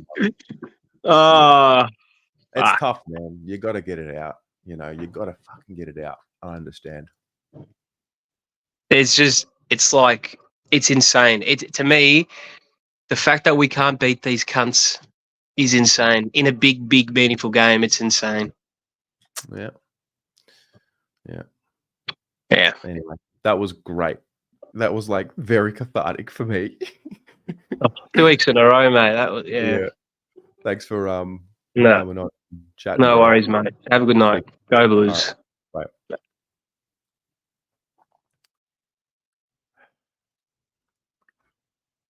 Teresa, $5. Sending you my condolences. Look at it this way. You could have been Sydney. You know, it's tough when the Pies are pitying you. Pies footy.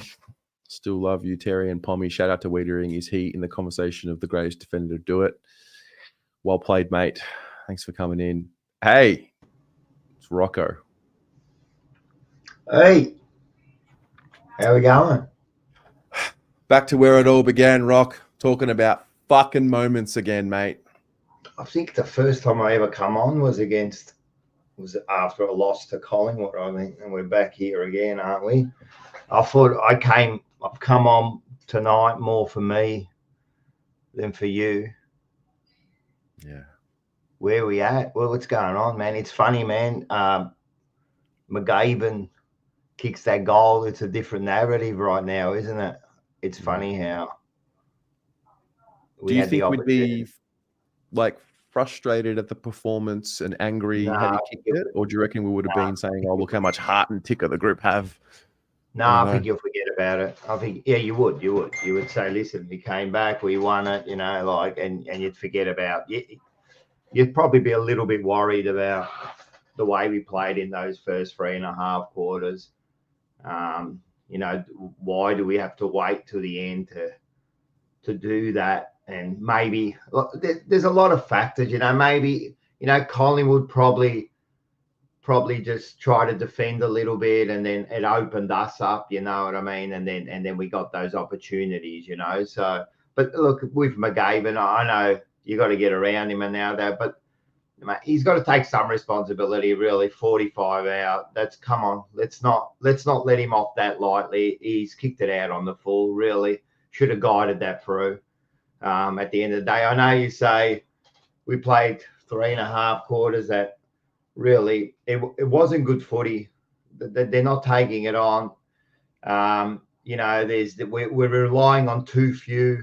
Their delivery into the forward line is not good. Let's be serious. Most of that game, come on. We've got two of the biggest forwards out there and two of the best forwards, and they kick one goal between them, and that was the goal that he had to like dribble it from the boundary. Like, that's the goal, you know. So let's be serious, man. We played some poor footy. You know, we didn't come ready to play. you know, they got to take responsibility. These players are, you know, I don't think the coach can do any more than what he did. You know, if he doesn't move and it works, we praise him. He doesn't move, it doesn't work, we bag him. You know, like Chinkota should have gone on him. He should have gone on him. You know, Chera should have been here. You know, like come on, man, like. The players were out there. That's one of the best sides we've had all year out on the ground there. It's on them. Mate, we've got to take responsibility for this, man. All of them. It's poor. It's poor. Like Cripper tried his best. Just couldn't get him over the line at the end, you know. And you know, they were fumbling. When you look back at that game, they were fumbling, dropping marks, and you kick 8 points in that first quarter. Whose fault's that? Whose fault's that? Seriously. Like, and then, you know, like you don't want to go blame the individual. I'll back them next week. We've got 3 games. Don't get me wrong. We could still finish somewhere. Who knows? Who knows what's going to happen next week? I don't, you know, like I'm not worried about the Hawks. I think we can do it. But when you look at that, man, like they're taking shots. Motlop taking shots from 55. When's he ever kicked a 55-meter goal? Like, seriously, let's grow up a little bit, people, you know. Even Cripper at one stage had a shot from 55 on an angle. Like, come on, man. Come on. We can do better than that, mate. We can do better than that, man. You know what I mean? Just dropping, just kicking and not in the right, but dropping marks. You know, 3.5 quarters of rubbish. Let's be serious. That was rubbish out there. They try. Don't get me wrong. They always try, but that wasn't good. And who knows what the issue really is? Who knows? Who knows? They just look like there's something there. They don't want to take it, Terry. They don't want to take it. It feels like sometimes. That's what I was going to ask you. Like, what do you think's holding them back? Because it's. I don't know. Are they worried? Look, we can all sit here and we can all talk. I don't know. Why? Like, they got the players. We've got some good players out there. They got a system that works. You can talk about his coaching as much as you want, and you can, because now they were lost. Oh, he hasn't been coaching well, but the system works. It got us to a preliminary last year. You know, it got us to second on the ladder. What does that say? Then you go, oh, you know, maybe it's, you know, like it takes years to be. Why? Why does it take years? No, seriously. Like it's the same with McGovern. You go, oh, you know, we can't blame him, but the opportunity was there, mate. True.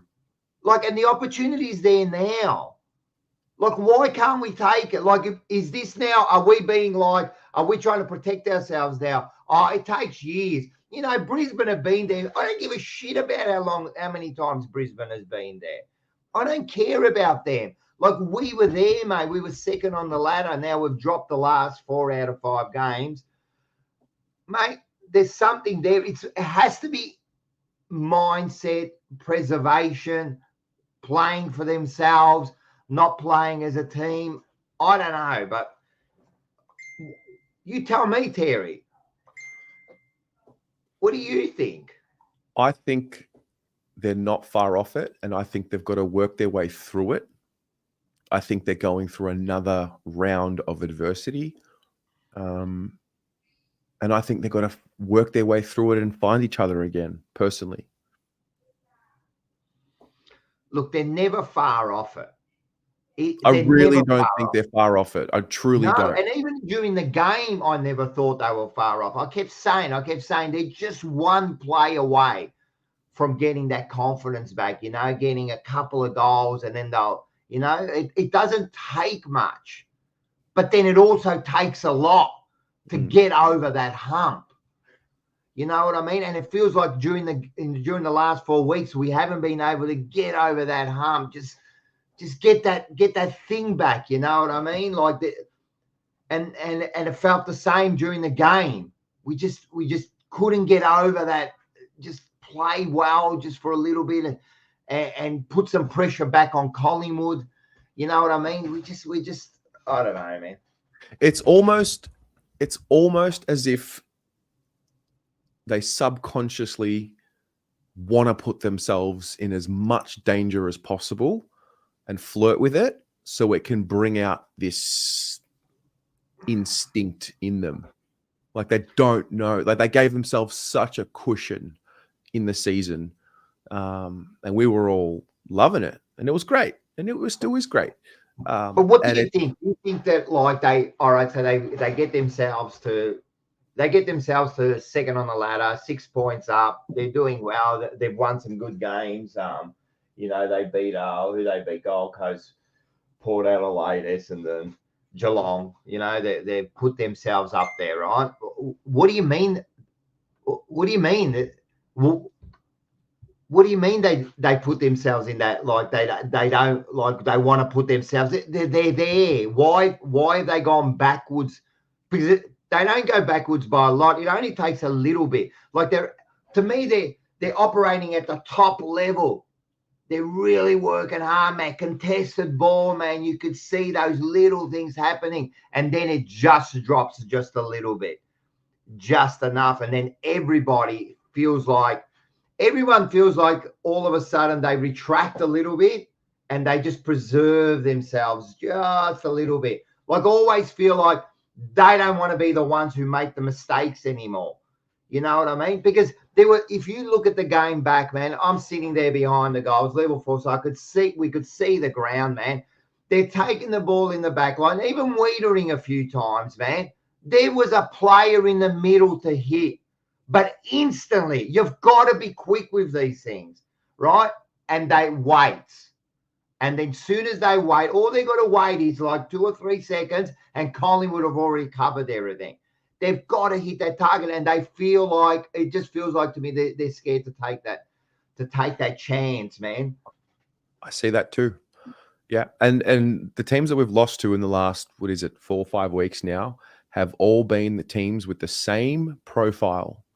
And that is a team that is quote unquote on the brink of the death of like the end of their season. Like Collingwood have no room to move. They have to win every game to stay alive. Giants were out of like 10th or 11th. I think the Dogs were the same. Port, not so much. They were at the bottom end of the 8. And that's why I'm led to believe it's like they're and even when we were winning, we were flirting with danger at times too. Well, maybe, like, again, it has to be mindset. Maybe we're going to get to the mindset. There's no matter where we are, what stage of the game, it's almost to the death. Well, I don't care if we're 5 goals up, man. Be careful because you're only a moment away from, like, disaster, Like, is that the way we've got to play? Is that the way we've got to play now? Like, I don't know, man. Like, it's done my head in tonight. Like, it really done. I really thought that we would be a lot better. Like, we just didn't, like, we did come to play in that first quarter because we outplayed them in that first quarter. We actually looked pretty good. But then we didn't kick those goals. So do we say that we didn't come out to play? That's what I asked earlier because, I mean, yeah, I felt the same. I mean, it was a tied game at quarter time, but I really felt like we dominated the style, the method.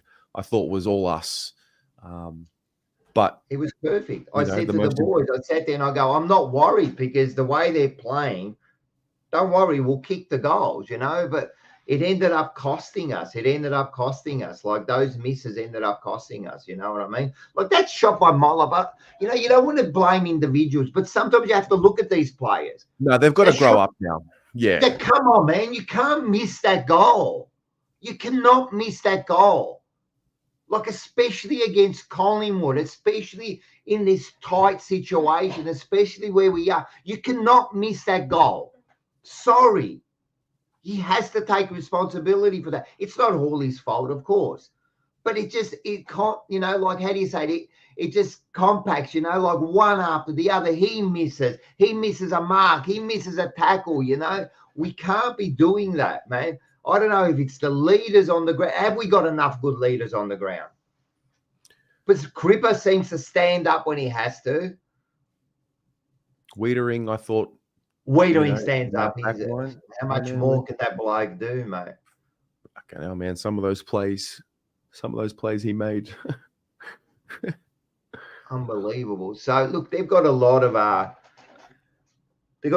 work to do. I know we're not far off, but it just seems like we're far away. It seems like we're miles away. And I know we only lost by a goal, or like by 3 points, but we seem like we're miles away. You know, those 3 points seem to be we're a long way from where we should be. Yeah, we're better than that. Yeah. We're better than that. That's what they've got to get into their heads. We're better than that, mate. We're way better than that, you know. And I don't even want to think about like missing the finals, you know. And then we might need a 24-hour. I don't think we'll miss the finals. I don't think we'll miss the finals, but unfortunately, you know, it might not be where we want it to be. We might have to do it. We might have to do it from a different position, yeah. Yeah, I mean, you just have to get the job done next week. It has to. There's no choice. I mean, I know I said it last week too. It's like you've got to finish the season, but it's like, mate, how many more reminders of the? We keep saying it. No, we've got no choice. Of course, the reason you say we have to do it next week is we've got no choice. We've got no choice. But you're leaving it. Oh, of course we do it. And then if we don't do it next week, you're going to say we have to beat West Coast. We have to beat St Kilda. You're going to keep saying it every week. We have to do it. But the point is, yeah, we've got to beat them, but there's other things we've got to do before we even get to that game next week. True. We've got to fix some things up. And I'm telling you, they have to fix themselves up in their head, mate. They have to have a serious talk. I don't know. They have to have because some of those players were disappointing tonight. Mate, this is the time to lift, mate. What are we doing? What are we doing? You know, that's exactly right. Oh, yeah, might not be. We might wait till next year. No, there might not be a next year, guys. That's what I would say to them. You know, like players like the ones that are on the fridge, Chincotta, Fogarty, all of you. There might not be next year, mate. There might not be next year. Next year, you might just have a form slump. You might have an injury. There might be someone who takes your spot. There might not be next year, guys. What don't you get about that? There might not be next year. You know what I mean? So it has to be now. It's got to be now. And if it's not, we're going to do the same as we just do what you just said now. Oh, then there'll be of course there'll be next year. We're never going to go away.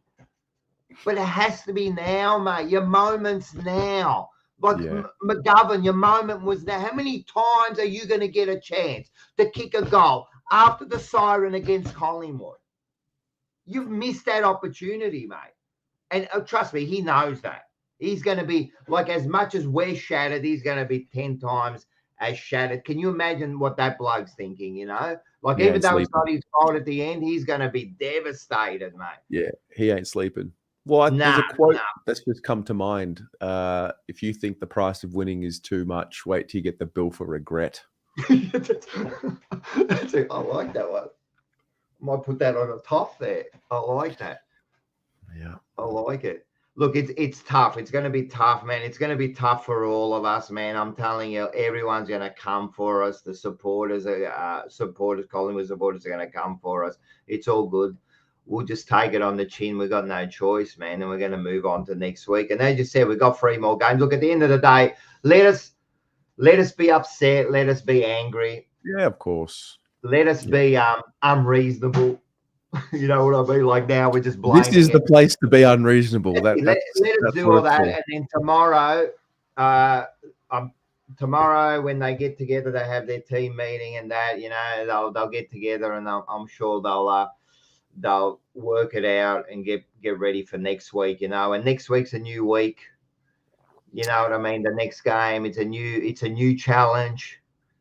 As much, it just doesn't take much. It doesn't take much, but they've got to do it, mate. They've got to realize that it's. I don't know. They've got to realize it's now. I need them to realize that it's now. I need it for my own sanity. Forget about them. I need it for me. I need them to hurry up and realize that we can't keep doing this anymore, man. Because really, that performance is just like at the end of the day, we'll back them, but that was not good enough. Sorry. No one can be happy. The coaches can't be happy.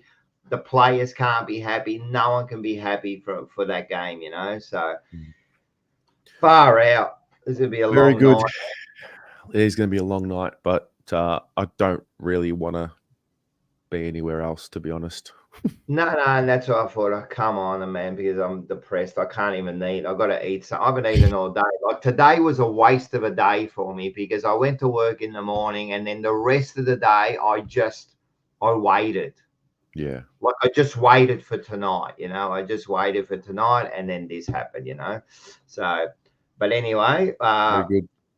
as supporters, we're getting strong, but you talk about like losing makes you stronger. How stronger have we become? We've become like fucking superheroes, mate. We could take on, if there's a war now, I reckon we could defend the country the way we've hardened up. All right. Hey, can I say one more thing? Yeah. The 31st of August, right? There's a big event happening. So make sure you get your tickets, right? You're going to join the Jumper Punch, win or lose. We're going to be there and we're going to make it an eventful. So make sure you get your tickets for the big 31st for the big TJP live stage show. Very good. All right, mate. Thanks for coming on. All right. Go Blues. Go Blues. Paolo. Terry. Help. Yes, help. The only way I could sum that one up symbolically is we decided to take the rope up on the climb for quarters 2 and quarters 3. And then when we went 32 points down, we gave it back to old mate and said, no, we'll make the climb without the rope. Collingwood had already made it out of the pit, unfortunately. So not great.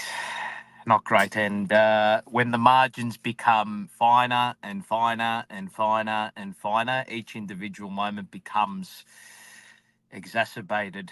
And each individual moment has a very, very big effect on the game. And we got to the point where the last kick of the game was going to decide the match. And unfortunately, in AFL, as we said last week, you get what you deserve. And I was very happy with I thought we started brilliantly. Yeah. I thought we started superbly. I thought we quelled them. I thought we had them worried. I really liked the way the game state was played out. I thought we were really, really good in the first quarter, but we just didn't capitalise. But I think everyone went into quarter time thinking, okay, if we keep this up, the damn wall will eventually bust. But unfortunately, for some reason or another, the messaging from coaches and leaders was not able to keep us in that game state. And the question I have of the coaches is not necessarily tactically or personnel-wise. It is what has put them in a state where they are playing in this manner in the patches where the pressure comes on. I want to know what's being said, and I don't... Look, I had to listen back to Michael Voss's press conference, bits and pieces of it post-game, doing the post-game footy talkback for work, and I don't like when we go back to the I'm proud of the fight back.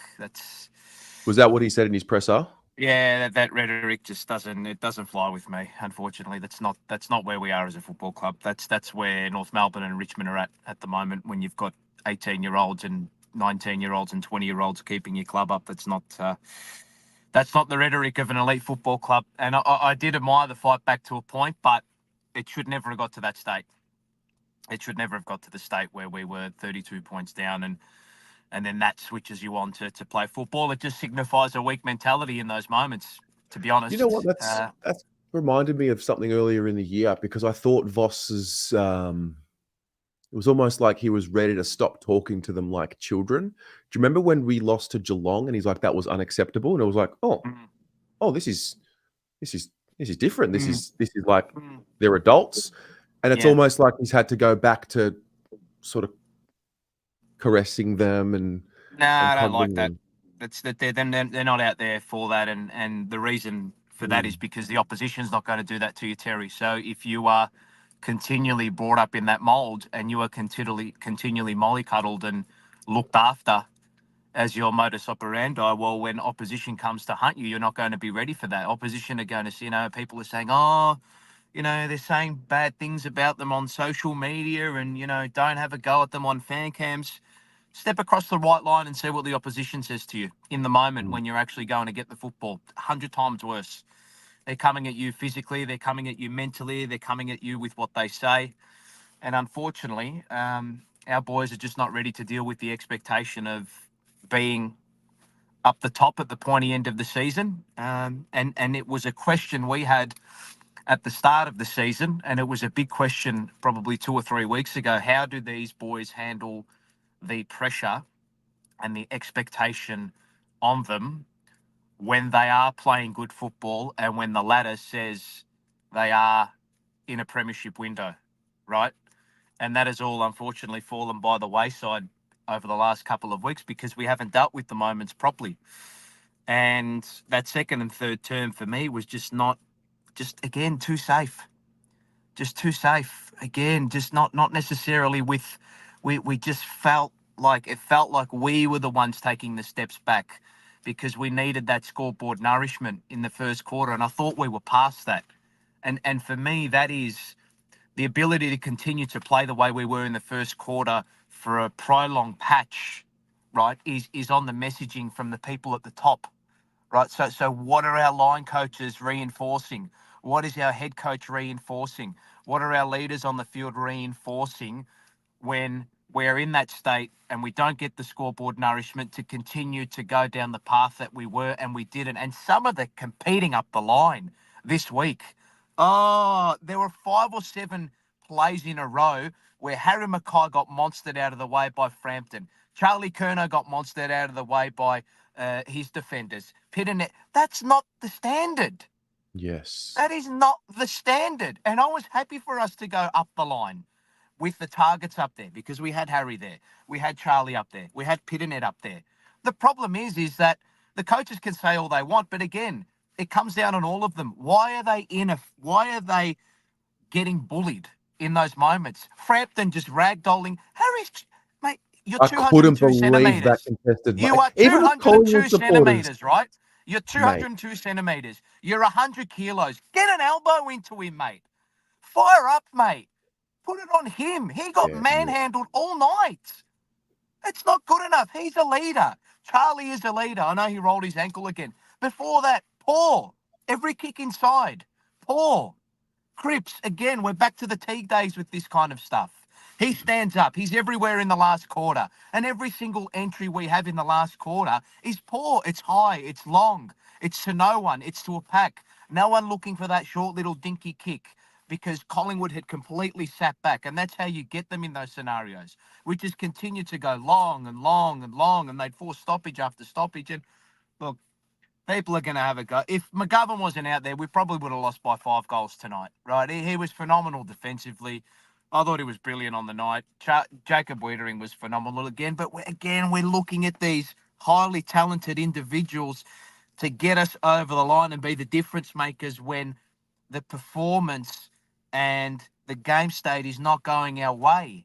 And we have these amazing difference makers in there, but everything else is just not clicking at the moment. That's the issue. The players are talented. The players are good enough, right? From a talent perspective, they can kick the ball. They can mark the ball.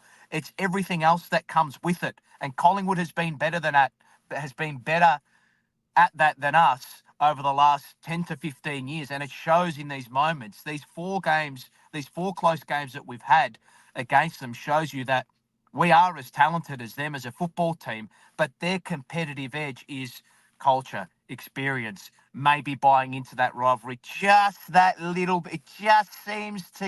They just seem to care about it that little bit much more. And in those games, what has been the margin? That little bit more. Just that little bit more. That's all it is. And that's all football is. It's all fine margins. The game is won at either end, right? And when you don't capitalise, that's what happens. It's as simple as that. Simple as that. Everyone can get frustrated about, they don't have this and the coaches and the tactics. I get that, right? But the games, the 4 close games we have had against Collingwood have been a chasm into the 2 teams over the last couple of years, right? They are just that little bit better, and they just want it that little bit more. And it feels as though because it's happened so frequently, it's like it's compounding interest, right? And I think Harry Mackay and Charlie Curnow should look back at that game with great disappointment. Great disappointment, because there was a great opportunity for them tonight and they didn't take it. Yeah, I think you reminded me of that contest with Frampton and Mackay where he just Bobbins, threw mate. him away. Not good enough. Not And good enough. I think that's Not actually good enough. opened up something else that I've just realized. I mean, for a long time this season, it's been like, it's Harry Mackay and Charlie Curnow. When are you going to assert yourselves as dominant physical forwards in this game, in this competition? More? I mean, look, Michael Voss, the role of a coach, right? The role of a coach and a manager is, I get you into the final third, you do the business. It's up to you now, boys. You finish the work, right? If Harry Mackay wants to miss from 40 metres out directly in front, Charlie Curnow wants to miss from 40 metres out directly in front, Jesse Motlop wants to miss from 20 metres out directly in front. We don't want to bloody defend. Three kick-ins they had where they went clean out the back. And that is on all of them. 3 kick-ins, D50 stoppage goals. Again, those fine little margins in that little moment where you don't pay attention and you don't pay respect to the finer details of the game, you get punched in the face, mate. And that's been the problem with us for the last 5 to 6 weeks. These fine little margins that we don't get right because they're just not locked in. It bears fruit on the scoreboard, unfortunately. And again, it is people will say, oh, because the coning is a big out. I understand, right? Pin net is limited. Okay, we get that. But we have been good enough to win this in this patch, mate. We've been good enough. We have been good enough. The problem is, it is all above the shoulders when it comes to these boys, and I don't know how they get out of it. The messaging has to change. They just need to continue to repeat this process. You know, get more talent, get more resilient players in. You know, get a player in who's not going to do his hamstring 5 times a season. You know, Chera is just, it's unfortunate. You know, people are going to blame Andrew Russell, and I get that. Fair enough, right? But again, Adam Cherry is going to be like this for his whole career. He's going to have soft tissue injuries, mate. You know, they can send in the guy from Port Adelaide, what's his name, Burgess. It's going to be the same issue. It's going to be the same issue. The problem is, when are we going to put it on these players? We did last year and it turned. Now it has to be put back on the players. That's the issue, you know? Yeah. Got to get back to asserting themselves. Really. It's like how many more times are we going to be hunted before we flip the script? Remember how you told me, and you said earlier as well, we spoke about the desperation of teams we've been facing the last couple of weeks, right? And I understand that a lot of those teams were on the canvas with regards to their season. Port, GWS, the Bulldogs, and now Collingwood, right? But for me, how can that desperation outweigh the opportunity we had in those moments? It just shouldn't. It should not. It should not. Ever. Do you know what I like at it too? It's like, are you motivated by the carrot dangling in front of you? You run towards it, or are you motivated by the shark that's about to catch you? You know, we're lost in between the two at the moment, I think. Yeah, it's like this group. Like, what are you motivated by? We're like that. We're like, look back, look forward, look back, look forward. We don't. You've got to have your sights set on one vision, and that's got to drive you. You know, because when there's, you know, when there are too many chefs in the kitchen, it spoils the broth. You know, so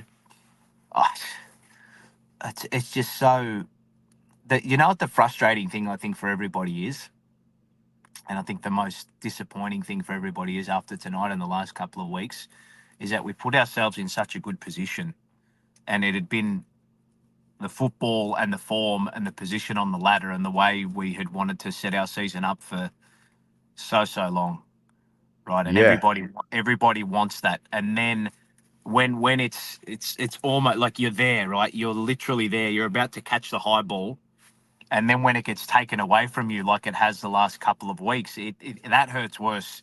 Whereas if you're down the bottom and you're bobbins for years and years and years, it's okay. Well, this is just us. but it's not us, and we just need to continually improve.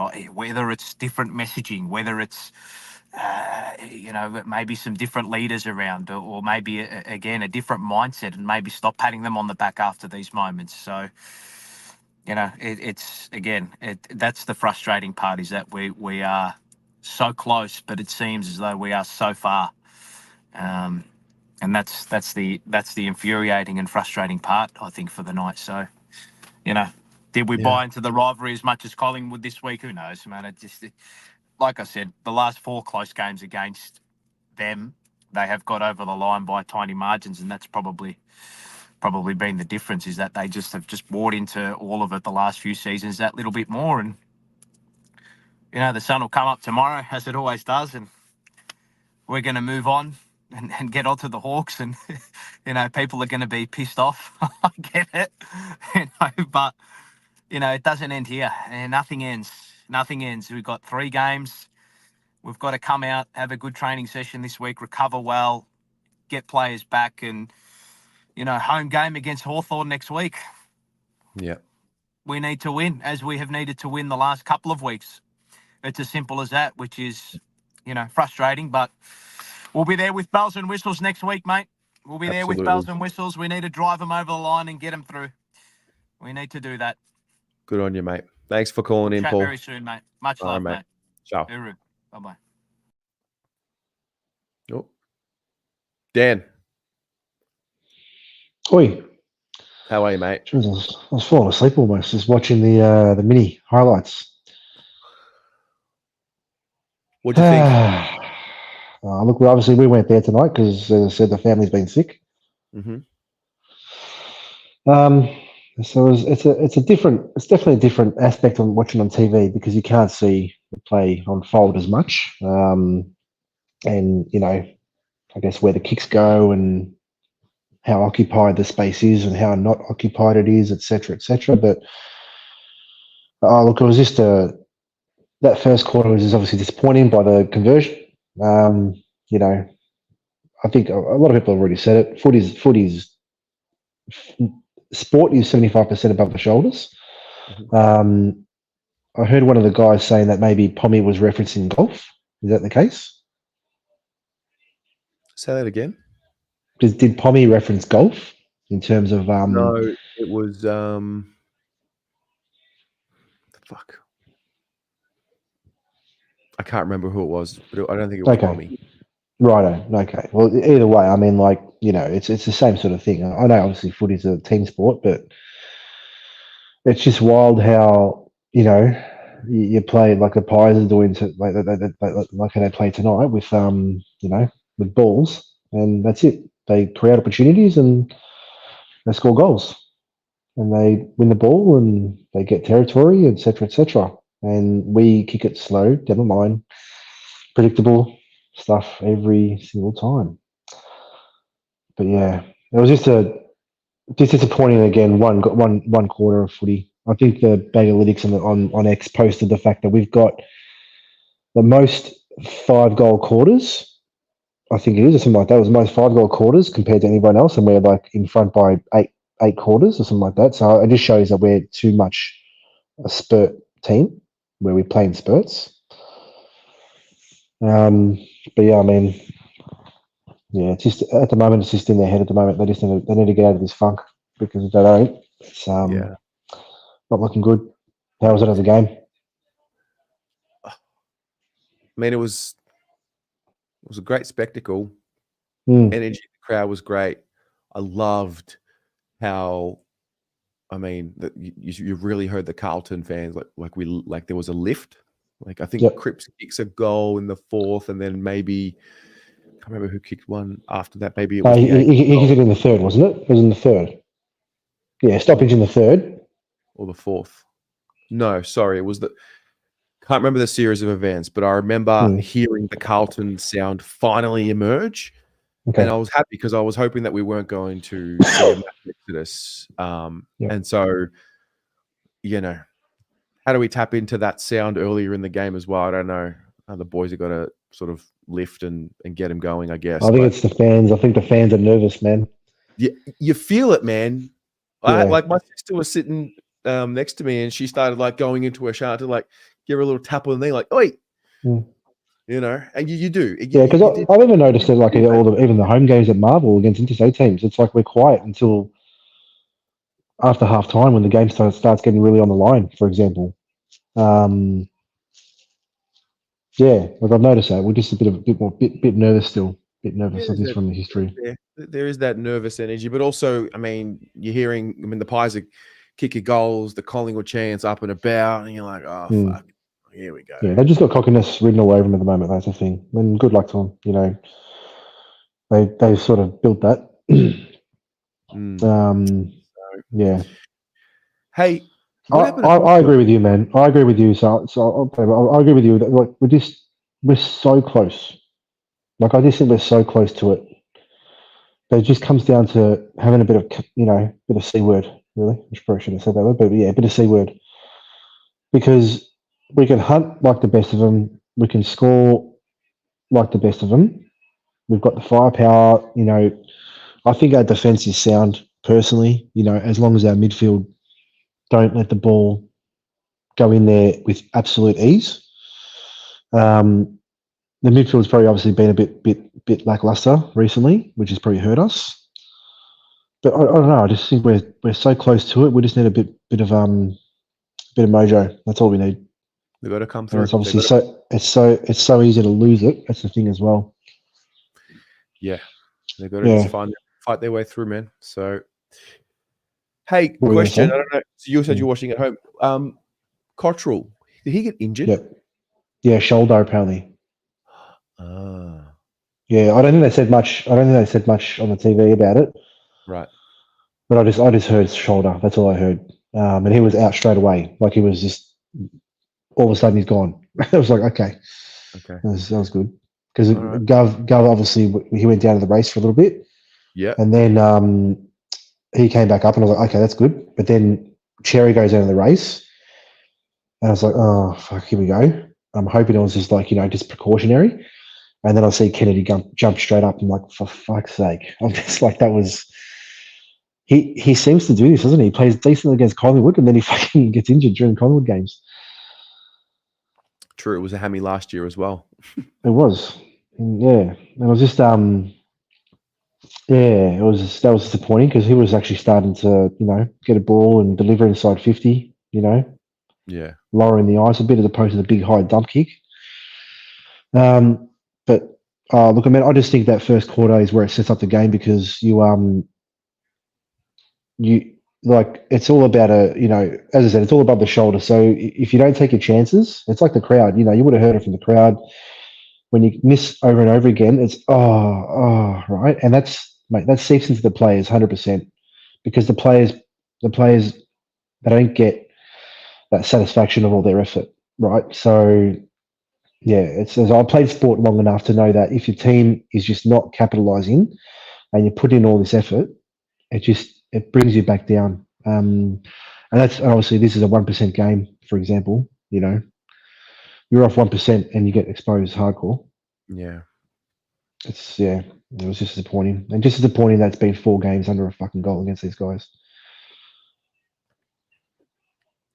Got to wait. Oh, lose to Collingwood twice in a year. Fuck off. I know, fuck off. Under a kick as well. That's the worst thing. Really? Like in 2024? What was why would they take? I mean, again, it's hard to see from the TV as much. I know they were doing vision behind the goals when we had our kick-ins. Yeah. But why the fuck was it so easy for them just to fucking get the ball out? Like that one goal, their first goal they got when Degoe kicked it, man, I can't remember who took the kick, and I think it might have been Moore. He just kicked it over the top of Josh Dacos, running out of 50. He goes handballs into the middle. Elliott fucking pivots, bang, kick inside 50. And I was like, how have we not got that space? I don't think we had that space, or we didn't create that kind of space at all for the whole game. Collingwood really embraced the chaos. Like, how many times did they just kick it off the ground, get the ball moving forward? Like, they just played with this forward motion, and we wanted to do this precision. Yeah. style, which So their last goal of the third quarter, it came from something that again we don't just do enough of, right? Where I think it was like a kick to the wing, like just outside the 50, and it was a contest, and we had to keep it. We should have tried to keep it, obviously, boundary side, so that way we can, create a stoppage and just go to the third quarter time. But they got it center side of the stoppage, and then they just kicked the ball off the ground a couple of times to the 50-meter line, and then Bobby Hill, I think Josh Dacos did it because he had someone, I think he had someone hot on him or something like that, so he knew he couldn't pick it up because he would have got tackled. So he goes, "Fuck, I'm just going to kick it off the ground forward." Bobby Hill picks up the ball, turns around, and hits Hoskin Elliott, who's free by himself, fucking 30 out from right in front of goal. But it's like they do that so many times. They just throw the leg out, right, just to stop the ball from going forward, or they throw the leg out to get the ball moving forward more for them. They kick the ball off the ground out of the center more than any team I know. Like if the ball's just a bit of a mess, they just fucking throw a leg at it. Yeah. And if the ball goes in the air 30 meters towards their goal, it's still 30 meters towards their goal. It's yeah, I know we try to be more precise, and they embrace the unpredictable, and they, it's hard to defend something where you don't know how it's coming into you. Whereas, exactly right. I mean, teams know where we're full credit to the defense. I mean, they did fine. I think they did fine. I mean, they kept them to what, 83, 84, whatever it was. Yeah. I mean, they had a few shots and everything, but still, like I think they did fine. But when the ball comes in so quick and clean, in so much space, it's hard to defend that. Yeah. Oh, mate, it's just I've got to break the news to Milo in the morning. Just lie to her. Yeah, no, mate, she'll be up before me, and she'll watch the fucking whole second half before I even get up. Yeah, fair. And it's just it's fucking just, and you got a fucking 50-year-old bloke that's played 400 games. That's got more poise than our fucking best player sometimes as well. Jesus. Anyway, mate, we'll move along. But thanks for calling in. Next week. Thanks for waiting. And hopefully we just take fourth quarter into next week. That's it. Yeah. Well Let's said. go. Speak to you soon. Catch you, mate. See you, mate. Okay. Matt. Oh, thanks, Terry. I was just about to pass it. Hey, appreciate everyone that's waited. I will get to all of you, I promise.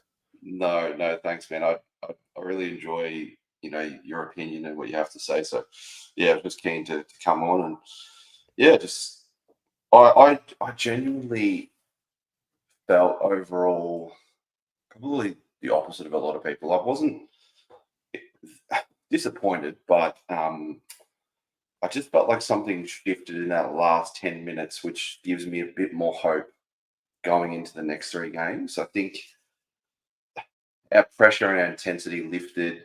Obviously, we're trying to win the game, but I just haven't seen that consistently, brought it not really at all in the last sort of probably 2 to 3 weeks. Like if you look at the stats, I mean, we won pretty much all of them, bar, inside 50 efficiencies, very marginal. So, I mean, it makes you wonder. You win all these stats. I know stats aren't everything, but it's just, to me, it comes down to just match awareness sometimes. I just feel like some of our players, I don't know what you think, but just their awareness in games, just in the contest or outside of the contest, either just getting sucked in, and then Collingwood just seem to have players with just such really good footy now. It's just able to just knock the ball forward, get a little chip on, handball on, and then they open up the corridor and they get it in their forward line and bang, an easy goal. And we just really give up just the easy goals sometimes, which really cost us. Yeah, we are at times, honestly, our worst enemy is not our opposition, it's ourselves. Yeah. I could not agree more with what you said around just the game awareness. Is that because they're a club that's been, at the top for a long time, playing in big finals a lot of the time, learning harsh mistakes in finals? And Scott Pendlebury's, legend, mate. Absolutely. Guy's a maestro. I'll never say a bad word about Scott Pendlebury. No. And there's a reason why he's a champion. And yeah, it's if everyone could just tackle him and put a body on him, they would. Exactly. The guy's a genius. He's a coach out there. He's So it's and for whatever reason, because we've come from where we've come from, it's almost like the only way we can learn this game awareness is by just continuing to fail until we learn. And I think we have learned it this year. I've seen an improvement and a maturity in games where we've been really dominant in that area. But I think, how much more can our star players do? How much more can Cripps do? How much more can Charlie do? How much more can Harry do? How much more can Wiedering do? I mean, they lift this team. They carry this team, and it's the other the players in the side that the recruiters got to get to work on. The development staff have to still get to work on. They've got to get these guys up to just another level to really, if we want to be consistent. But, last year, who would have thought we were going to play in a prelim last year? And I think you've been talking about it with Pom as well, like just living in the moment. And I actually went into this game today and I was just genuinely just excited because, worst outcome is we're going to lose. But I think I've just got belief in this group now where I just feel it's not going to take much. It'll turn. We nearly won the game tonight. Like seriously, we could have won. Gov kicks that through the middle. We've won the game. So, and it's completely different. I know it's frustrating. I know everyone wants to win, or wants us to win, but it's never as easy and as straightforward. It's frustrating, but I think the last year and a half we've come a long way. I think it will turn in the next, the next 3. I'm confident. I believe we'll win the next 3 games. 100% confident. Yeah. I've still got belief in them as well. I mean, until that final siren goes at the end of the year, you just can't draw any conclusions. Because, and especially this year, I don't know if we say this every year, but I don't remember. I mean, I know that we always say, "Oh, the season's so." Competition so even, but not at this point in the year, like round 21, and it's just a complete crapshoot as to how it's going to finish. Yeah, I was just laughing because I'm like, we put ourselves in these positions, like going to this game. I'm like, it's almost like a do or die game, and just typical us putting ourselves in these positions every year. But you know what? It's fun. It's heartbreaking at the same time. I'm a bit sick. It's a bit fun. Imagine caring about something like this so much. Yeah, a lot of people out there that don't have something that they care about as much. Exactly. So I don't know. I guess there's something beautiful in that as well. But, would have loved to been caring about a win tonight, but no, of course, 100%. I'm gutted. Don't get me wrong. I'm gutted, but at the same time, yeah. But I won't go into the press conference, but I'll just mention Voss did actually say that he reckoned that was the best game of football that we played in the last 3 weeks. So interesting enough.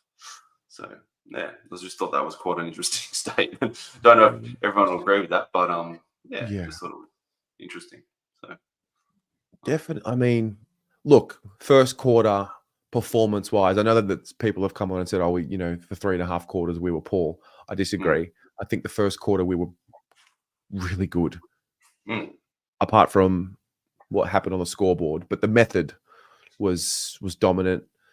Second quarter was definitely on Collingwood's terms. I still felt it was a bit of an arm wrestle too, and it was just a back and forth match. I don't think it is as bad as what it was said earlier that for 3.5 quarters we were terrible. I don't think so. No. Yeah. I think it's to come like in 10 minutes to nearly win and come from 5 goals down. It's a huge effort, and our pressure rating was way ahead of Collingwood in the first and last quarter. The second and third quarter, it was it was just a bit of a tug of war and a bit frustrating, just leaking some easy goals. And but look, I don't think there's a hell of a lot in it. I just think it's just more frustration with little individual things that we've known with Carlton for years. So. Beauty of the game is that it just reminds you about how much each moment matters. Like literally, you lose by kick, and we're going to pinpoint 5 specific moments over the next week or so that would be the difference between winning and losing. So, anyway, it is what it is. One thing that I've got a pet peeve about, and I don't know whether anyone else notices or you notice it, but we seem to give away just junk time goals with like a minute to go in like a quarter. I don't know whether but it fucking does my head in. Do you ever like realize that like in literally like with a minute to go or 30 seconds to go, we are leaking a goal or two every fucking week? It's just like it's crucial because it gives other teams momentum. And I don't know whether it's just a coaching thing where they on the bench the players aren't aware that there's a minute to go, or I don't know, but it's probably trivial. But yeah. Well. Mate, thanks so much for calling in. Appreciate it. All good, mate. Thanks for having me. Speak to you soon. See you, mate. Bye. All right. Mason. Terry, how are you going, mate? Good, mate. How are you? Mate, better. Been better. Been better. Fucking hell, been better. I was PG last week, but I'm going to start it off by saying, fuck me. What a shit game to watch. Did not swear last week. I got to keep it down because my partner's sleeping. But I'm fucking fuming. Okay? I said my technology would be broken. I'm not at home, so it's safe. But when I get home, mate, what the fuck? What are we doing? Have we got like some mental like? Is our brain deteriorating? Are we getting flashbacks from 6 weeks ago? Do we still think we're second? Like what are we playing for at the moment? What are they waiting for? Like, what's going on? Yeah. Hey guys, we're 8th now. Shit. Yeah.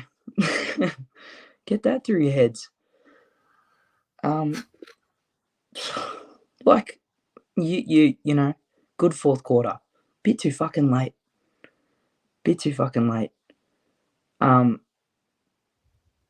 Mate, we've got some tough competition in the next week. Look at what we lost by a couple points to Collingwood, and they get beaten by 10 goals to Hawthorn. We've got a serious couple weeks to go, mate. I think we're just are we getting cocky? Have we are we overlooking everyone? Are we getting on field and being like, oh yeah, we'll come back from this, so we'll leave it a little bit too late. We'll see how we go. I don't know, Terry. Like, what do we do? There is a bit of Joel, who usually comes on the fan cams. He said it earlier in the season. Like, we flirt with danger, and I think it's such a great way to sum it up.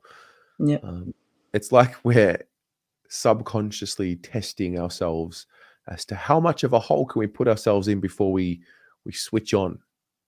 Yeah, like do we need a reoccurrence of last year? Do we need to be 15th on the ladder to make a fucking change? Like, hey, guess what? It's a bit too late to do that. We can't climb 9 wins in a row. We can't do that. It's not possible. We keep losing, mate. Yeah. I know you're worried about us looking at the ladder too much. I get it, but that's reality now. Yeah, that's. And I love your enthusiasm, Terry, but we got to fucking kick into gear now, mate. Yeah, man. Quickly to those people, I've seen some fucking keyboard warriors going at McGovern. That's not his job to kick those, that's not his job to kick those. You shouldn't have been the one to have to make that final decision, that final, big, call in that game. That's not up to him. That's up to our forwards. That's up to our mids. He did his job in the back line. He did a fucking great job tonight. Him and Weeders did what they needed to do. If you guys are blaming McGovern for that loss, go find another. Should be kicking those, yeah. But we didn't lose because of that. So, I am curious about it. Rocco came on earlier and sort of raised it, and it got me thinking. Like, let's just say he kicks it. Are we? No, up and no. about? I already know what Are you're going to we- say. No, I'm not happy. No, I'm not Do you happy. reckon? Do you reckon? I still think there would have been a frustration. Like, why did it get to that No. point? No, and to what the last person just said about what Voss said in the press conference, that was our best performance of the last 3 weeks. Fucking fantastic. 2 of those were losses, buddy, and one of them was to the bottom side. You know, one of the bottom sides. You know, what have we got to look at there? Like, what are we doing?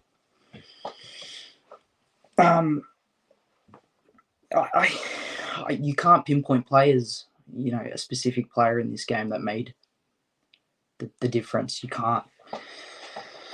I don't know. I don't know what to say. I'm at loss. This is the one that we needed to win. This was going to be a pivotal point in our season. It's also Collingwood. We also love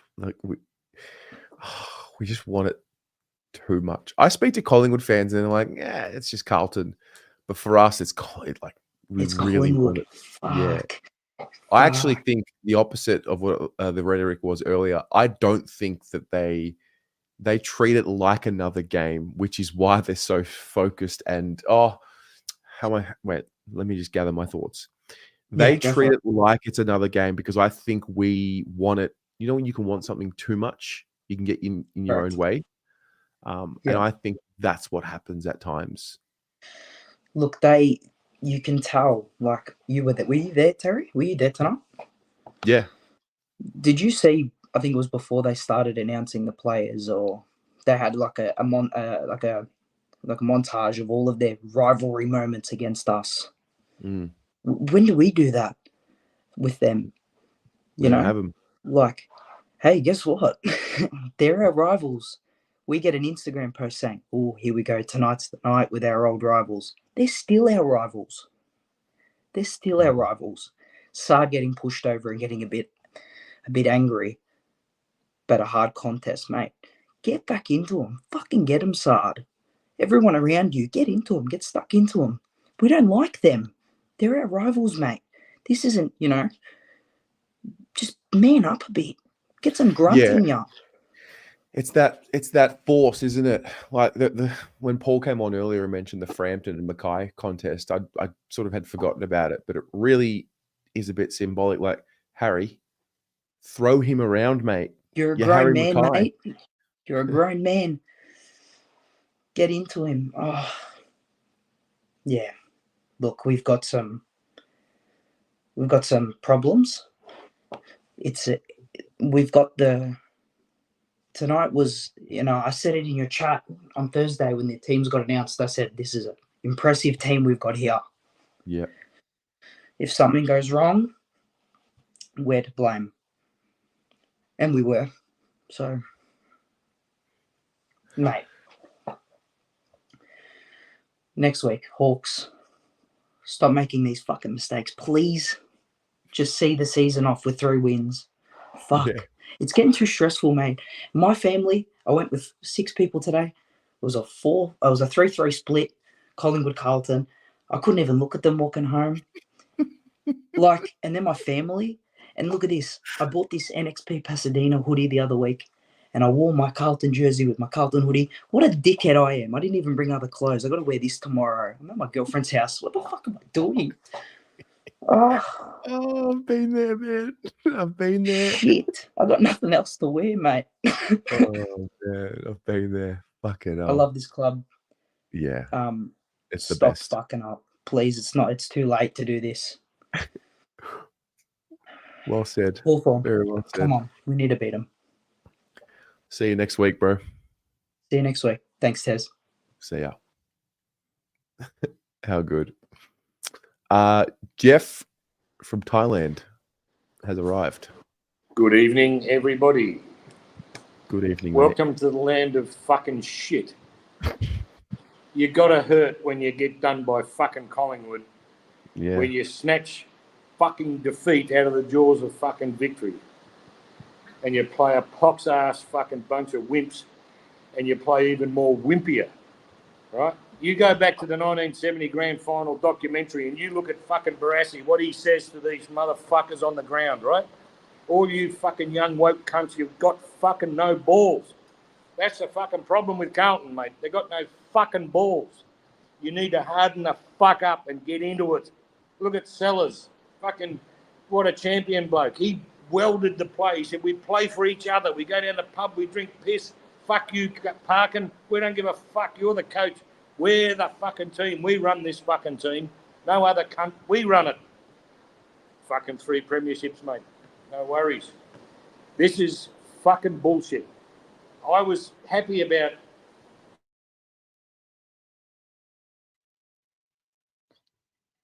Jeff?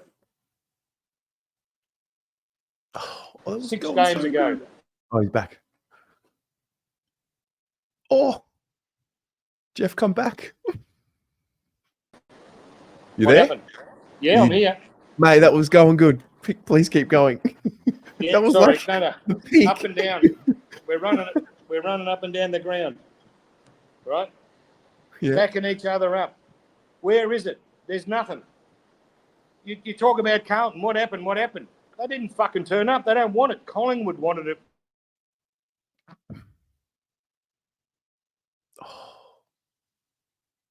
It's the internet. You're kidding. Sorry, mate. My wife's ringing me. He's getting a call. He's getting a call. You there?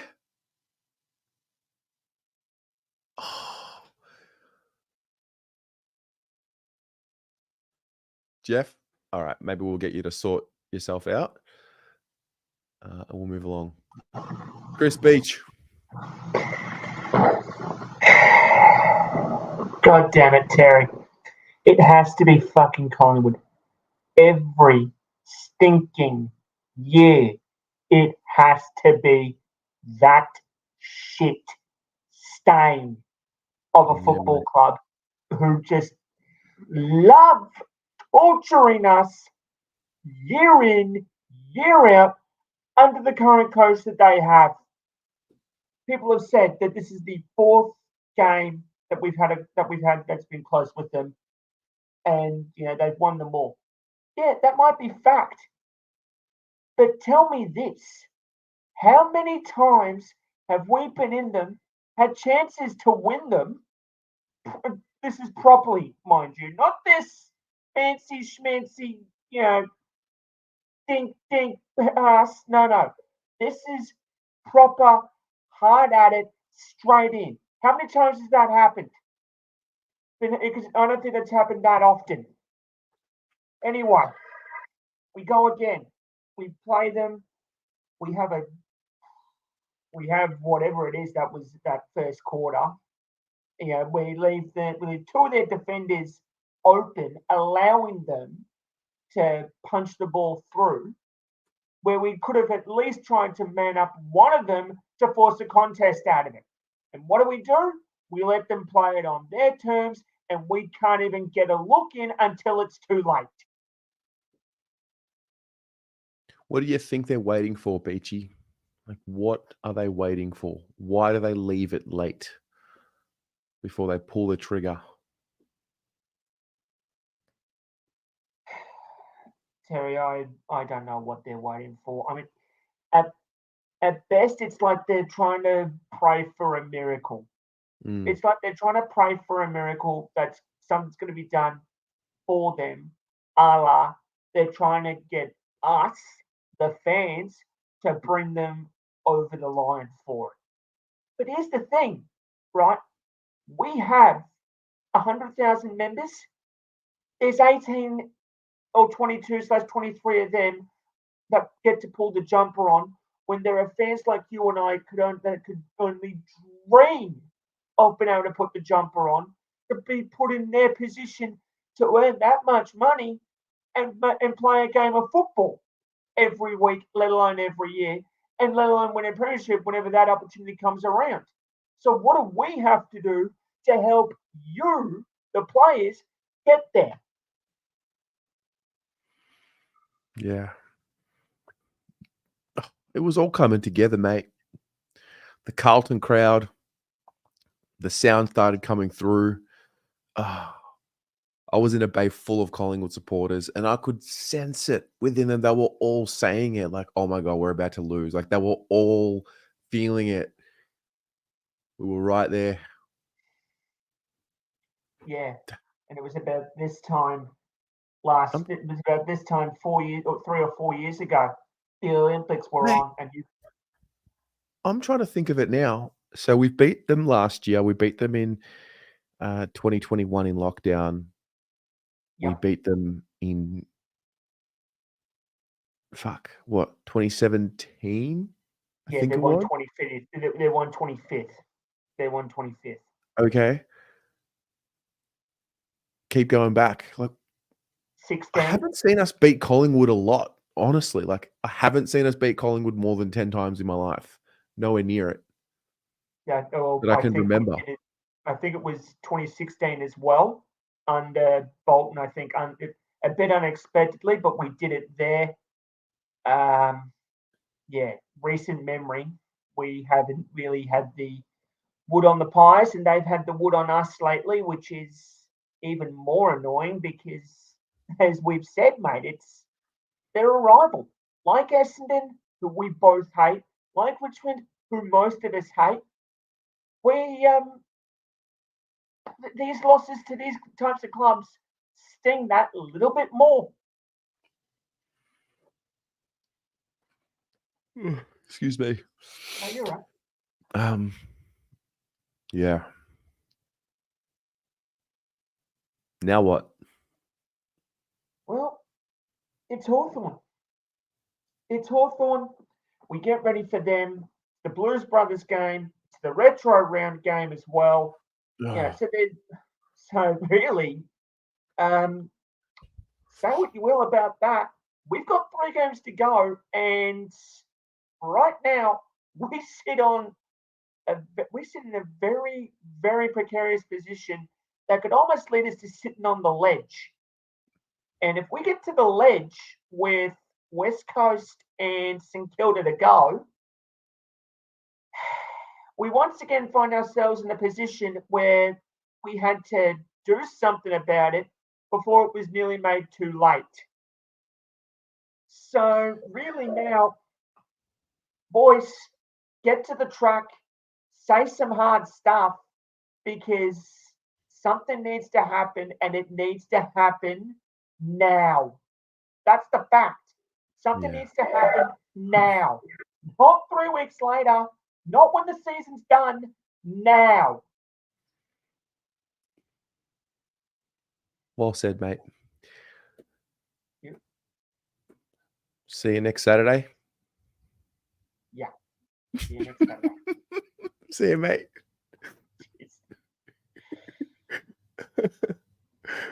Okay. Tyler. Hey, mate. Hey, mate. I said it would break me. It nearly did, but I've had 2.5 hours of watching everyone have their moments and all of that, and I've had a bit of clarity with myself, mate. Seriously. Seriously, mate. When will the real Carlton step up? I don't know. We'll be waiting probably till next week. But look, all in all, full credit to Collingwood, as much as I hate to say the words come out of my mouth. But look, Pendlebury, legend of the game.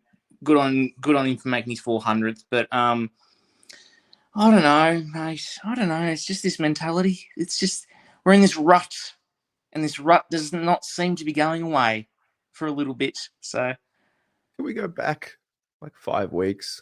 Everything was I know. great. Everything was so good. Wasn't it great?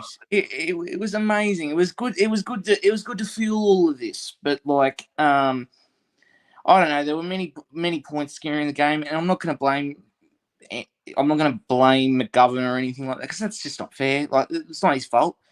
But I think there was one turning point in the game, and to be honest, it came after the second Cox goal. I think that was in the Cox goal that was in the second quarter. Is that the one that they paid a free kick against Nick Newman? Maybe. I'm pretty sure that was the one. Mate, that was okay. That was the turning point. And see, the way I know obviously you're at the game and like you could only see so much because where were you sitting? Front of level 2A, like half forward flank. Yep. Half back flank. I don't know if you saw, but like because obviously on the TV we see a lot more, but in a sense of like how when you focus on the coaches and all of that, but you know how obviously we're not allowed to have runners on the field anymore and all of that, and they put the signs up and all of that, and you see, I'm starting to learn what the signs mean now, but like it was the power button blue basically means preservation mode, slow it down, get it. Like we need to take control of the game and all of that. I don't think we got out of that mode until very late in the fourth quarter. That's all it came down to.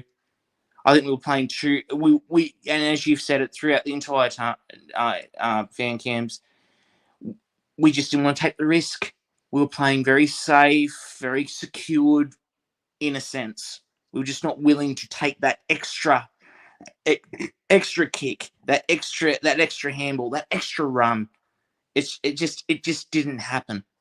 It was it's like when we switched, we didn't do it with authority. Yes. What we were doing, it wasn't done with authority until late. There were times where we did use the corridor, especially from kick-ins or in the back half at times, but it wasn't done with the same level of, I think authority is a good way to say it. I agree. Just didn't have, I was going to say oomph. You know, yes. It's like you're switching for the sake of switching. It's like, no, you switch, you go. Like you have to go with all that you've got. No, I know. And like to quote Henry David Thoreau is things change, we don't. And so the things around us were changing, but we weren't doing it until we decided that the time that was like, okay, oh no, now we need to really go for it. And I think that really, as we've all pointed out, it seems it's just a mentality thing. It's just mentally, and you can, and I feel because there was Kingy said this through a couple of, I don't know when he said it, but like he said, you get the likes of Patrick Cripps, he's been given in his all and all of that, and then he said if they need to help him because he deserves a premiership with what he's done and all of that. And I think we've got a lot of good players in there that deserve this opportunity to be on the big stage and all of that because they've worked so bloody hard to get to this point. And we just need to get to the rest of them and go, well, look, come on, go with them. It shouldn't be relying on one person to bring the team over every time. Shouldn't be Charlie. It shouldn't be Cripps. It should be everyone. They should be all putting it in one bit at a time. And who knows? Maybe they need to go back to Geelong and the Kerner house again. They need to, go into do a lockdown thing. I don't know. But the one thing that needs to happen this week, don't talk to the media. Like keep it quiet, focus, because as Pommy said, all through the week, the last couple of weeks, we heard, oh no, we're going to bounce back. They were saying the words, but until they actually do it on the field, enough talking. Go out and do it because we know we know you can do it. You and I know they can do it. They've just got to want to do it. They've got to believe themselves that they can do it. So they've got the opportunity next week against Hawthorn. I reckon we can do it 100%. I've got still so much faith in this team. I really do. We're going to be around for a very long time. I can feel it.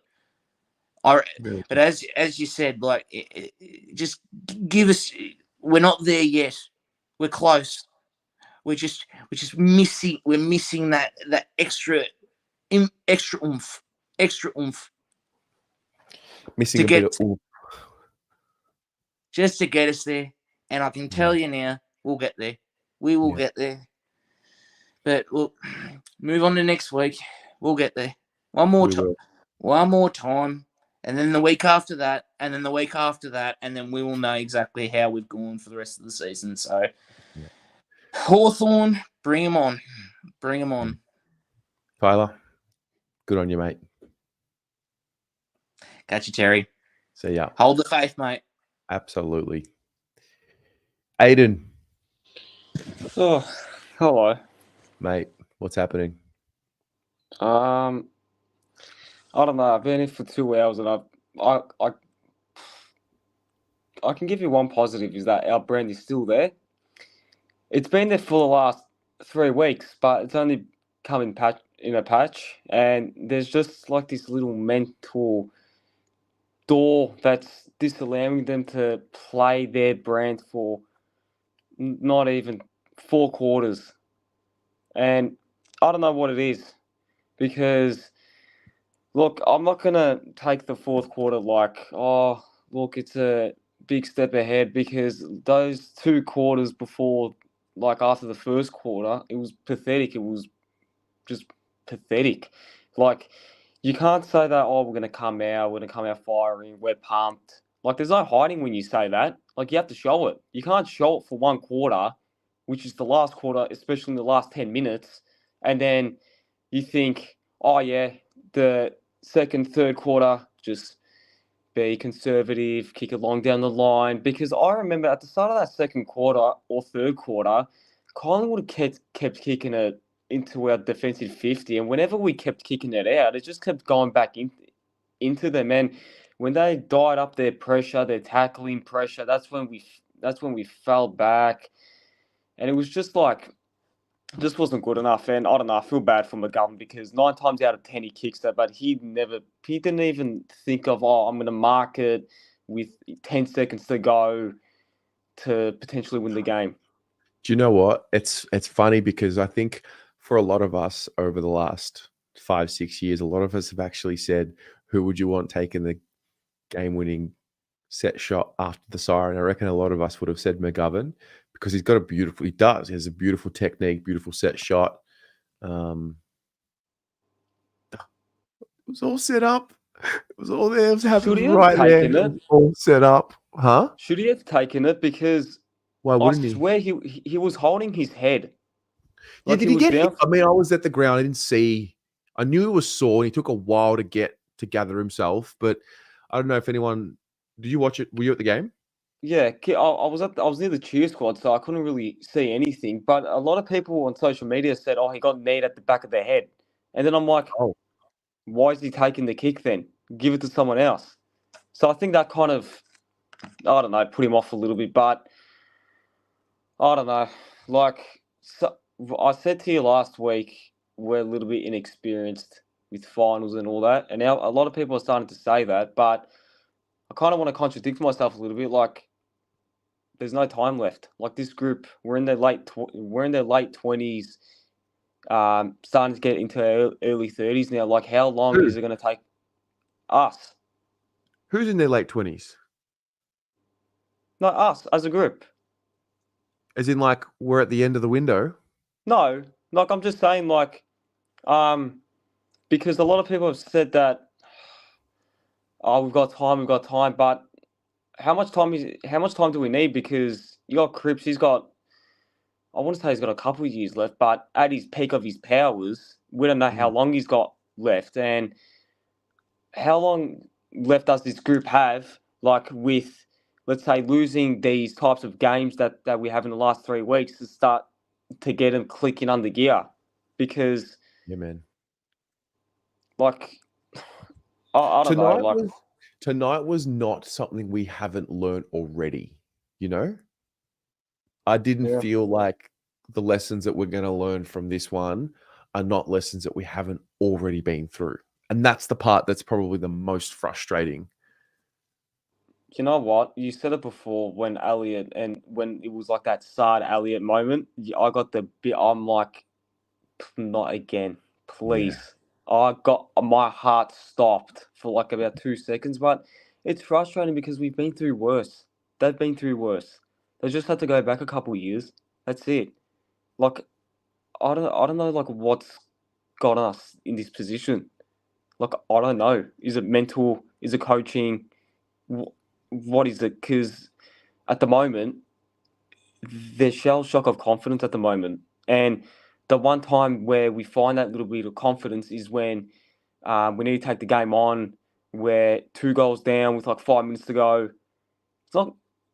It's not good enough, and I don't know. I've got Hawthorn next week, and I'm working, so it's on a Sunday, so I'm not gonna go. Oh, is it a Unfortunately. Sunday? I thought it was a Yeah. Saturday. No, but Sunday.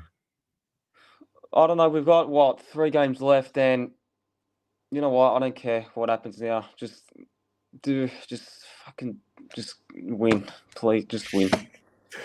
You've got to win at least one more to qualify, I think. What do you think will happen? Like, what's your gut feel? My gut feel is this was. My gut feel is that we were talking about it as a blessing. Like this one really stung. When someone's come on, I haven't listened to Voss's presser, obviously, but someone came on earlier and said that Voss has said that it's the best that we have played in 3 weeks. It is. We played better tonight than what we did against North Melbourne, for sure. And we played better tonight than what we did against Port Adelaide, for sure. It is. It is. Yeah. Like that's factually correct. I think you tidy some things up. They've got to find this collective focus again. The fumbles and the moments and these little things, I think we've got to find a way to clean them up. I think we're going to be okay. I don't think it's going to be a collapse where we fall off and lose every game for the rest of the year. No. We'll be happy, like whatever. If I'm wrong, I'm wrong. I don't believe it's that situation.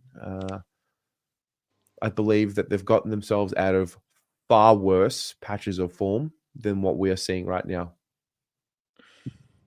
I feel like, I don't know, but I think I haven't watched the press conference, but I'm pretty sure if there's one thing that Vossi probably would have said is just about taking your moment, like Motlop. Like I knew we lost the game when he missed from 20 meters out. Like that's a key moment. Like if we kicked a couple of those points, we win. Like it's just those little moments again.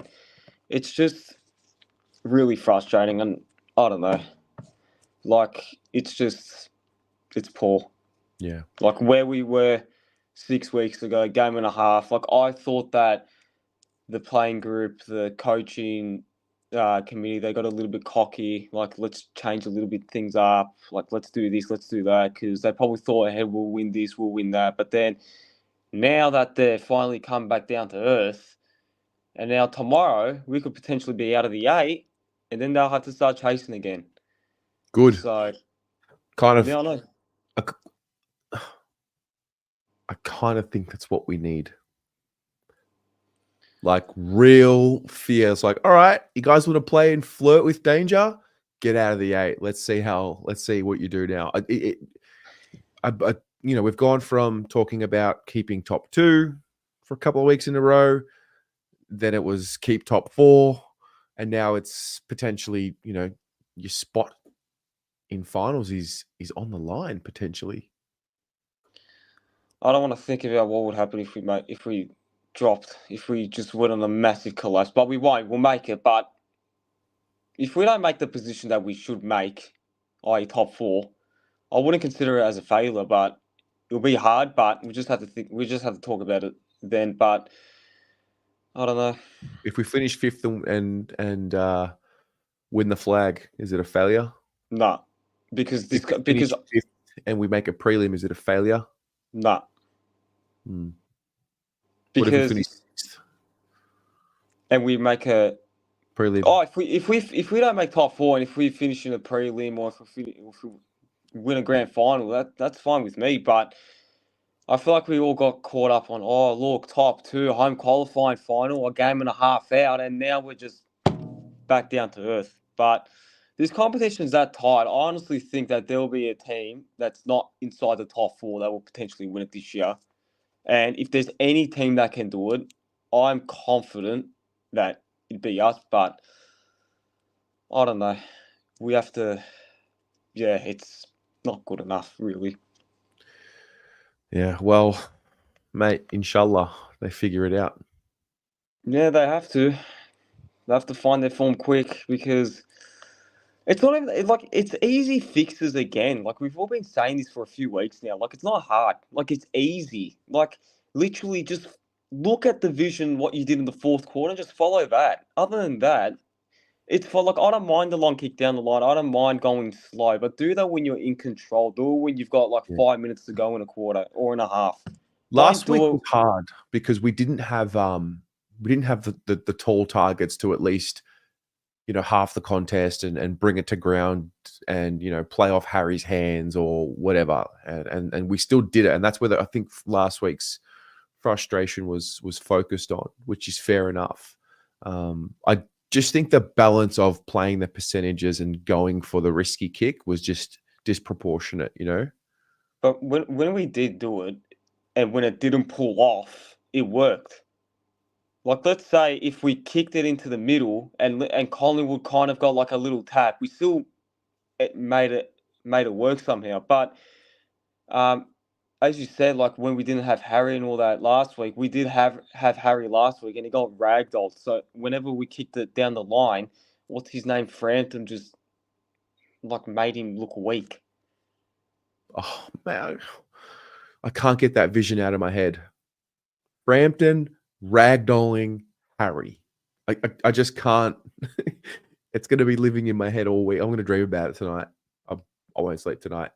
But when I do fall asleep eventually, I'm just going to be picturing Billy Frampton just throwing Harry with like disregard. Like premiership hero Billy Frampton, mate.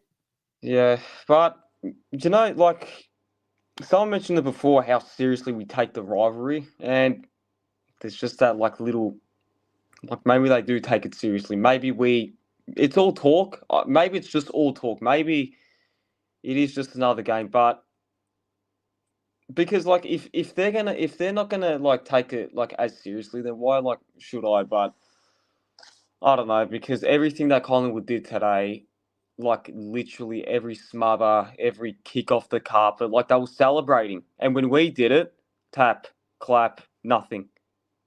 That's a good point because that's the sort of stuff that they were talking about celebrating a few weeks ago. All those little smothers and kicks and got to give the Pies credit though. They embrace the chaos, man. They embrace the proactivity. They embrace the unpredictability. They embrace it. Like they want the ball to go where they don't even know how it's going to play out. They just get the thing moving forward. And the game rewards you when you're brave. But the thing that I don't get is like for the last 4 weeks, we've had sides that put a lot of pressure on us in and around the ball. Like they've had a lot of high tackling pressure as well. We just stop. Why do we stop? Why can't we like counter that and fight back? Because like, all right, we did in the fourth quarter.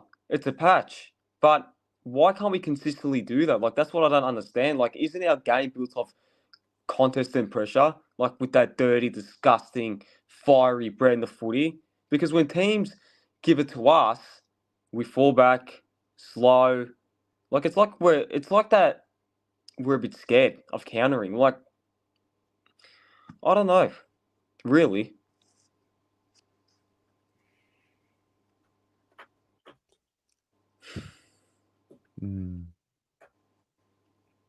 There's a lot of questions. Can't believe Chera did his hamstring, man. Oh.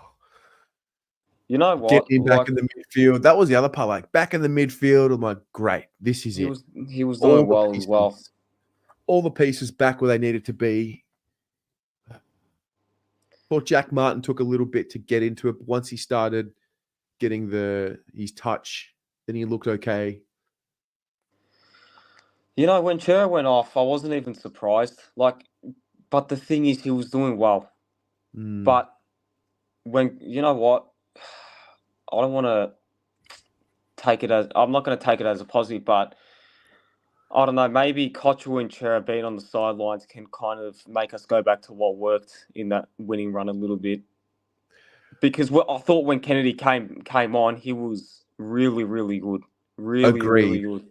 Agreed. Kennedy being forced to go back on the ball, I'm with you. It was, yeah.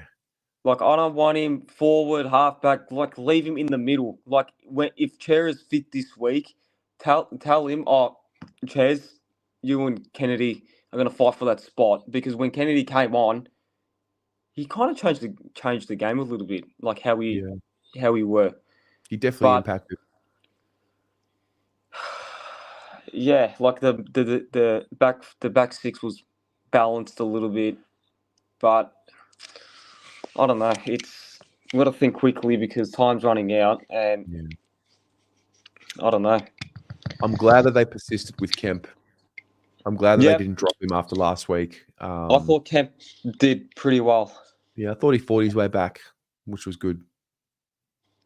Yeah, he was pretty. Yeah, you know what? I said it last week. I said if you're gonna drop Kemp, he hasn't played 50 games yet. So like, what are you gonna teach him by putting him in the side, dropping him, and like let's face it, like if Marchbank played tonight, then would we have kept him to 84 points? Because I do think that where Kennedy plays he doesn't play that position. I feel like we need another key back in the off season. But look, you need a balanced side, and that back six needs to be balanced. The midfield going forward now with Chera out, put Kennedy on the ball because I'm pretty sure we get Williams back, so we'll have a pretty balanced side. What we saw in the 6 weeks. Keep that side. If Cottrell, Chera, let's say back for West Coast or St Kilda, make them fight for their spot. Just I don't care how much money they're on, how much they mean to the team. Like, we need to be ruthless. Like, we're not in 2015-16 gifting players games anymore. Like, we're in a position now to win something. And I feel like, the 2 injuries may be a blessing in disguise, but yeah, I don't know. Well, let's see, mate. Let's see. Thanks for being so patient. Thanks for calling in. No, it's fine. And I'm going to Perth in 2 weeks, and I don't know. After seeing that, I don't want to go anymore. Keep fighting the good fight, mate. All right. See ya. Jeff, I think he's back. See if his internet's good. Mate, you with us? Yeah, I'm with you, mate. Good, mate. Yeah, the missus called me because I left the marina and there's a massive thunderstorm. And it's about a 4K ride. So I was on the motorbike. I come back, no worries. And I was in the middle of an absolute monumental rant. And mate, it was like, I thought that's what you sort of shook up the internet. Oh, mate, seriously, snatched the bloody defeat out of the jaws of victory. We are playing fucking Collingwood. When we play Collingwood, it's a grand final. It is a grand final every time. And not good enough, mate. Not enough 1%ers. The 1%ers are the ones that win you the game, right? The follow-up, the little things. I'd like to see Boydie in the forward line and bring Cowan back into the back line. But anyway. I've got a question. Yeah, mate. How do you view that first quarter? There's been a bit of discussion tonight around, we dominated the play, but we didn't dominate the scoreboard. So, like, what do you make of that? Just, okay, look, you're kicking goals under pressure. There was a few easy ones that were missed, but I thought, okay, no problem. I look at numbers of shots on the scoreboard compared to the opposition. Well, we were 8 shots to their 3, and they were in front, or whatever, So this will be all right. This will be all right. We continue into the second quarter with the same pressure, the same endeavour, and we've got them. We've got them, mate. We played 1 3/4 of football. 1 3/4. We come back with a wet sail, commendable, but too late. It's bloody Collingwood, mate. I was on this side, 5 or 6 weeks back. I thought we're on a roll here. This is going to be good. Okay, we got injuries. Pommy, God bless him, mate. He absolutely revved the shit out of the chat today to get us over the line. If you put Pommy out there in a uniform, he's revving up would have got us over the line. Unbelievable. You know, he would have probably killed the umpire. But it's Hawthorn next week, and they've got nothing to lose. It's like we were last year. They're coming hard. That effort today won't cut it. And then we got West Coast in Perth, and they won. They won yesterday, didn't they? Last night against Danger. I predicted 2 weeks ago, I told my mates, we won't make the 8. We'll fall out. There's too many teams with all the same. Our percentage is going down. Unless Vossi, look, Vossi is going to try and pull some positives out of that game and work on them, which is good on him. He's a good coach. 90% of it's in the head. Yeah. Chera's been out of form. I'm glad he got a hamstring and got out. Pommy put a very good article during the week about the VFL. And we got Jackson Binns, Lemmy, Lord, Cooper Lord, what's his name from South Australia. Quite a few good players coming through. And look, Jackson Binns got to be close to a sniff, you know, like even as a sub or something, you know, like that Teddy Hopkins 1970 grand final X Factor. Come on, kick 3 goals, change the game. Today was abysmal. Is it in their heart, really? Look, these guys, they come in, they get drafted, they get a bloody contract, they get money, everything's good. You know, Chera comes in, he walks straight back into the team. He doesn't have to come through the twos and do the hard yards. It's all wrong. You got to earn your place. You got to play for the Guernsey, mate, not for the money. You got to want to play. Look at the All Blacks, New Zealand rugby, mate. They don't give a shit about the money. They want that Guernsey. They want that Guernsey. Do you think that they didn't play for the Guernsey tonight? Not desperate enough. First quarter was good. Then that was it. I'm talking, go back and watch the Blues with, you know, 81, 82 and 87. We should have won 86. I went to that. We lost it. Mate, they fucking David Rees-Jones, mate. The bloody guy puts his body on the line. He'd be in front of a tram, mate, and he'd mark the ball, you know. He's unreal. These guys could play football, and they really put in. How much can you compare that era, though? I mean, David Rees-Jones is playing in an era where he can king hit someone from behind. You know, it's a different. Like, how different is the game from what you watched then to now? Elbows, crunch, rib. No one banged up. Stan Magro ironed out bloody Jezza, mate. Near killed him, right? Lee Matthews ironed out Curly Austin. Near killed him. Like, I mean, that would have been bloody life. Now there's no biffo. There's no crunch. And the Collingwood and Carlton was like that. It was tough. It was hard football, and it was. Like someone said it tonight, why wasn't one of the senior blokes getting protecting Motlop?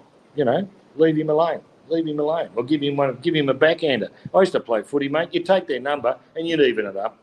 Bloody hell, you'd thump them. Don't worry about that. And that's the way footy is, because the umpire's not going to give you nothing.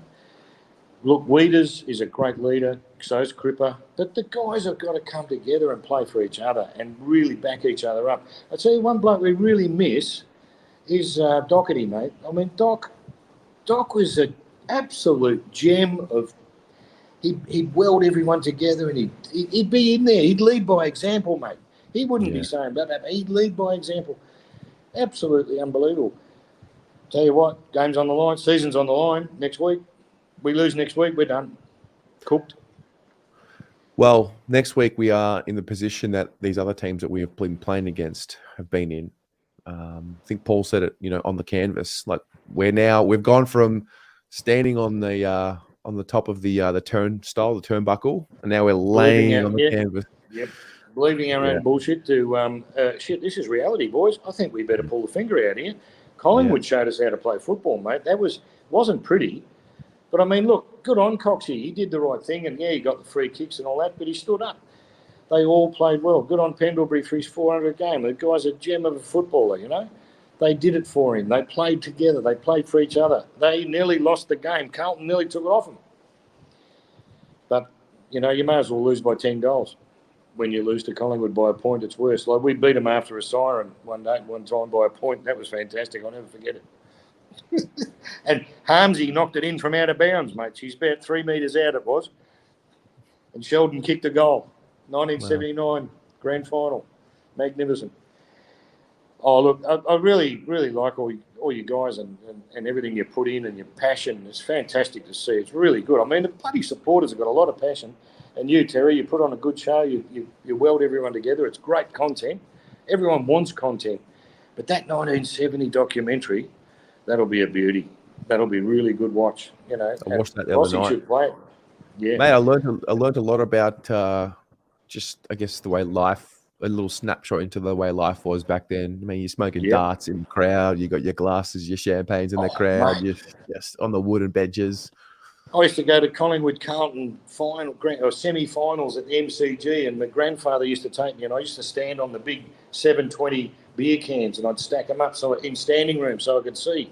You go to the dunny, and there'd be someone pissing on your leg. You know, it was filthy. Victoria Park was an absolute animal house. The grandfather would take me there too. I'd get spat on and abused, and I was only a kid. I was only like 8 years old. It was horrible. Wow. Bloody go to Victoria Park because he was a Collingwood supporter, see. So that's why he'd come down from Gippsland and we'd go in on the train and go to the footy. And my dad was a school teacher and we'd get the Richmond footy passes. So my brother was Richmond. So we'd always watch Richmond, Collingwood, Richmond, Carlton, Collingwood. It was fantastic. At the G, mate, we knew it backwards. Fantastic. Ride the train in from bloody Blackburn, unreal. Yeah. So anyway, well, we've got to get to next Sunday now. Got to respond. I think what we've got to do is regroup, right?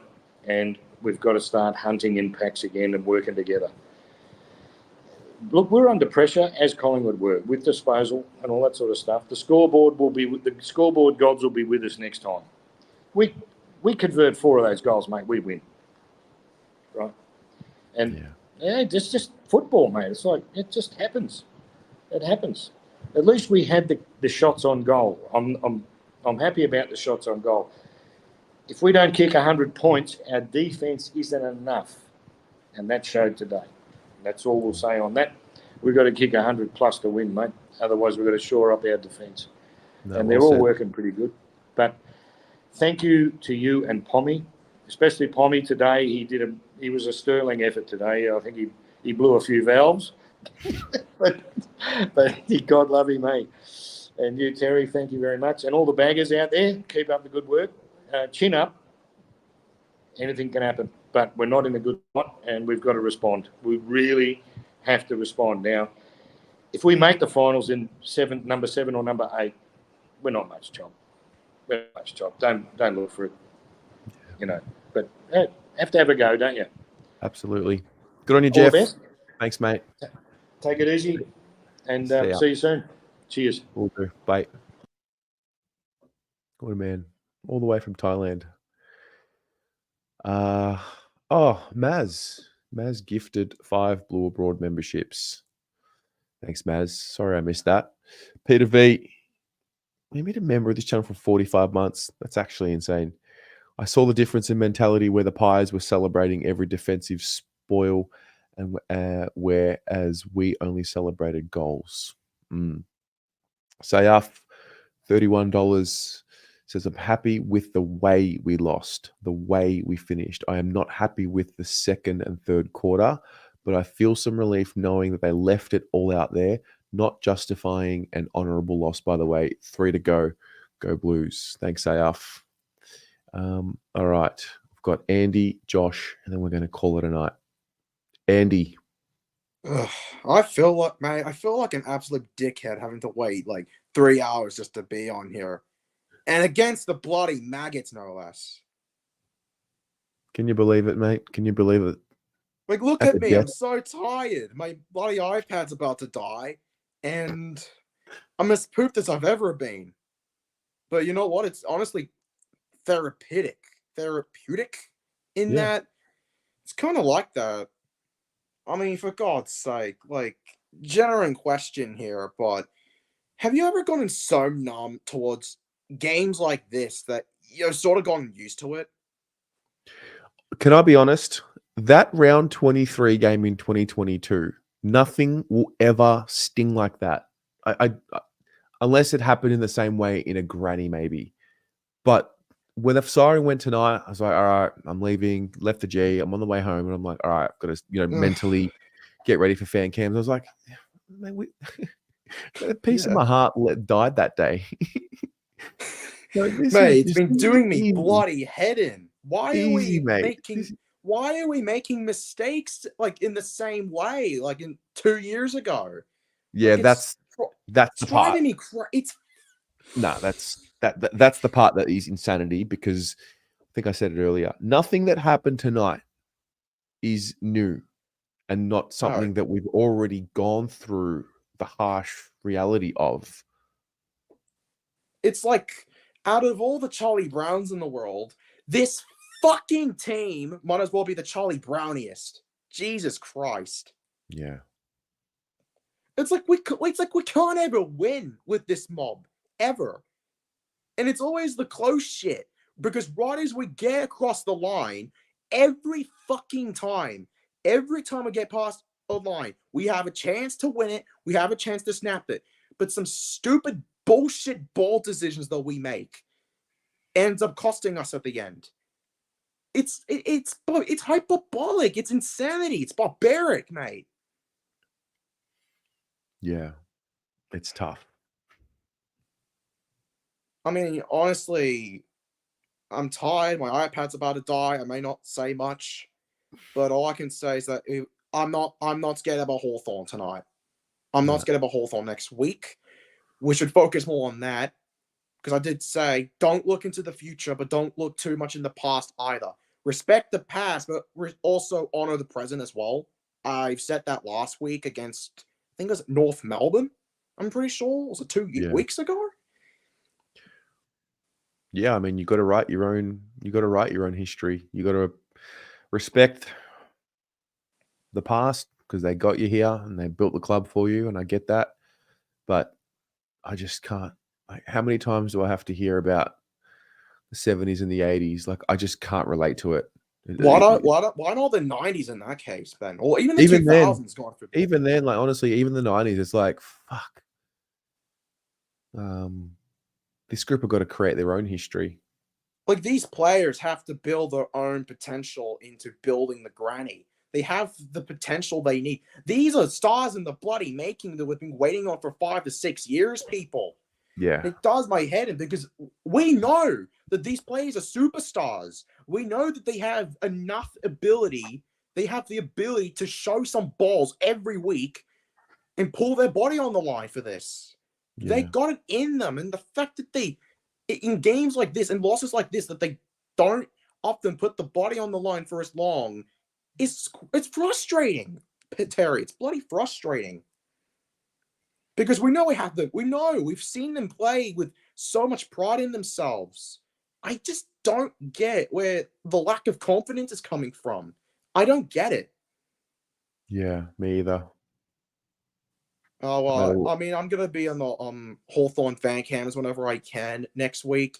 So I'm going to focus on that, go to sleep, because it's like 2:15 in the morning. It's 2:15 in the morning with 500 people here. It's unbelievable. I mean, yeah. Up the bloody baggers. You stubborn bloody bastards. Please win next week. I swear to holy Christ.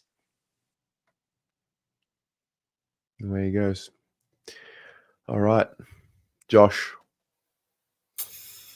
Oh, mate. It's like, fucking hell. You know what's amazing? Actually, like, it never gets boring. Like, it's fucking 2:15 in the morning. It's you and me, and there's 500 people watching. Like, we are something else. What are we doing, mate? We're something else. I love it.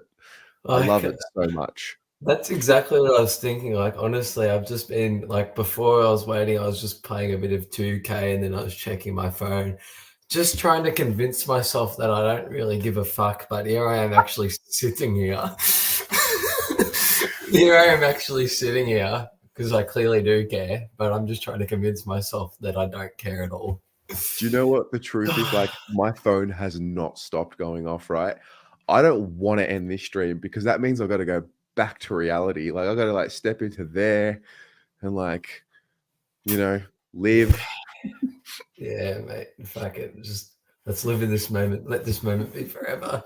Fuck, man. But I'm delusionally, I am so exhausted. I can't tell you.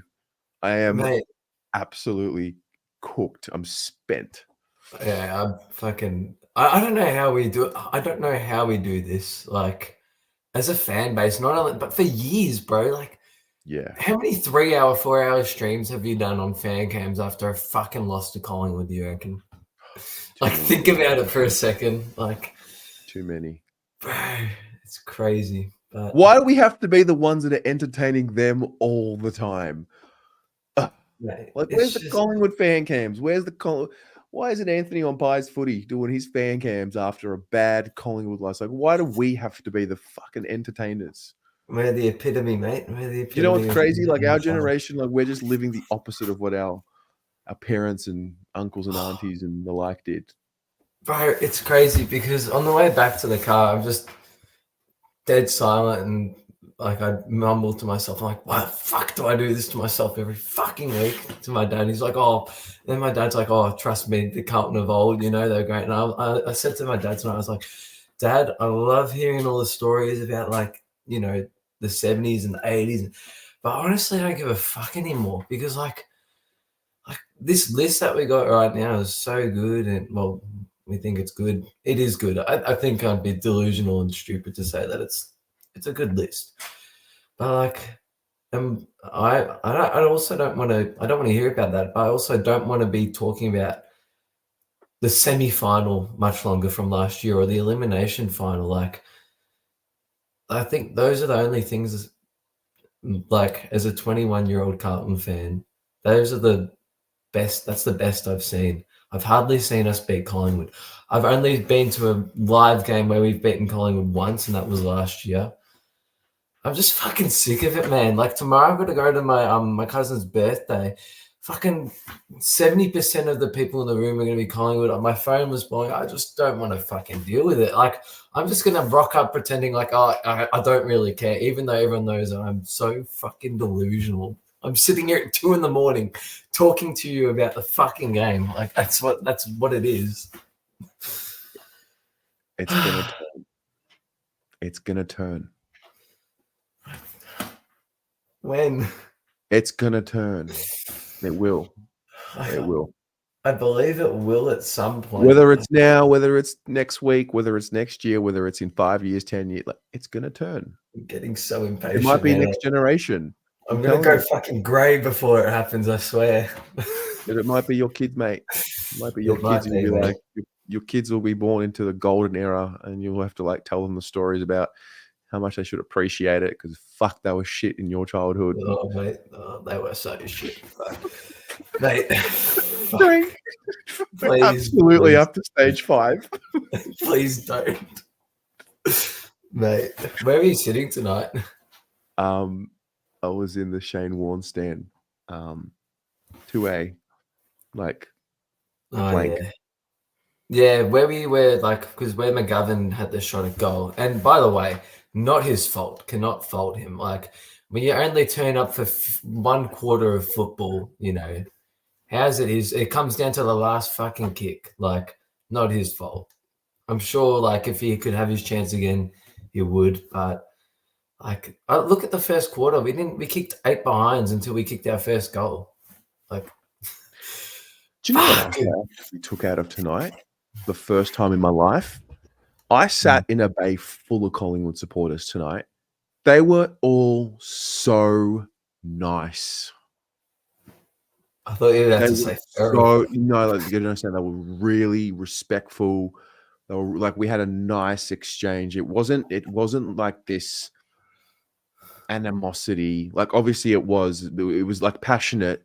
One of the guys, he actually watches the channel, and he came up to me half time, and he's like, love your work and whatever. But like, there wasn't.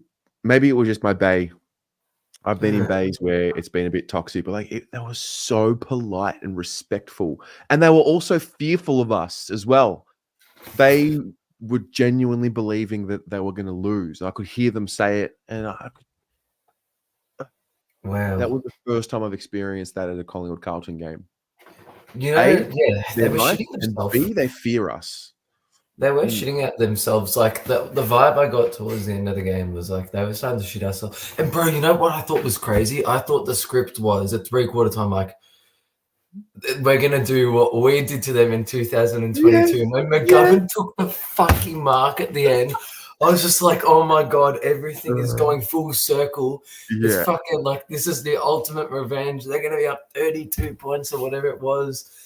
They fucking shanked it. Oh Man, I promise you, there wasn't a second in that game where I didn't believe we were going to win it. I promise you. Like I was arm in arm with Steph and Chris. Like this is it, our moment. McGovern's going to go back and kick it, and he fucking didn't. He shanked it too, mate. He shanked it. Oh, I can't believe it still, bro. What a fucking crazy ending to a game. And it's always against Collingwood. Why can't we just get over the fucking line over there, like in those tight ones for once? Just once. We haven't yet overcome what we need to overcome. It hasn't happened yet. Bro, and we talk about like the rivalry with the Pies and all that. Like obviously it was very big in like the 70s and the 80s, and it dropped off a little bit because we were shit. But like how, like surely the rivalry's got to be fully reignited now, considering like ever since McRae and Voss have taken over, it's just been like maybe mainly for us in terms of they've had the ledger over us. Probably last, but I know a lot of people say like, oh, they hate us and it, mate. These Collingwood has given me PTSD over the last 3 fucking years. Like I was excited for the fucking game today, but I was like, oh, like I don't know if I can do this again. Like the fucking Collingwood chant echoing through my ears after they've just kicked a goal to hit the front or some shit. It gives me trauma. I can't do it. And you know what? I'm glad you admitted it. You have to you have to get over it. I know. I do have to get over it. That's the other thing as well. I thought we were getting through it because I heard the Carlton noise pierce through at the end. I'm like, perfect. Mate, they're fully united. Their crowd and their players are on the fucking same page. I respect it a lot. Collingwood war cry during games, not just after goals. Like it's fucking beautiful. Bro, we need a war cry. I've been saying it for ages. We need something like that. And no one seems to want to get on board with it. Like it's not that no one wants to get on board. Not enough want to get on board. Everyone wants to be like, nah, that's shit idea. Like, no one wants to like come together for the idea of it. And then there's coming together for the idea of it, and then there's letting it happen naturally, and then there's agreeing on it. There's so many factors to it. Yeah. Honestly, it's difficult.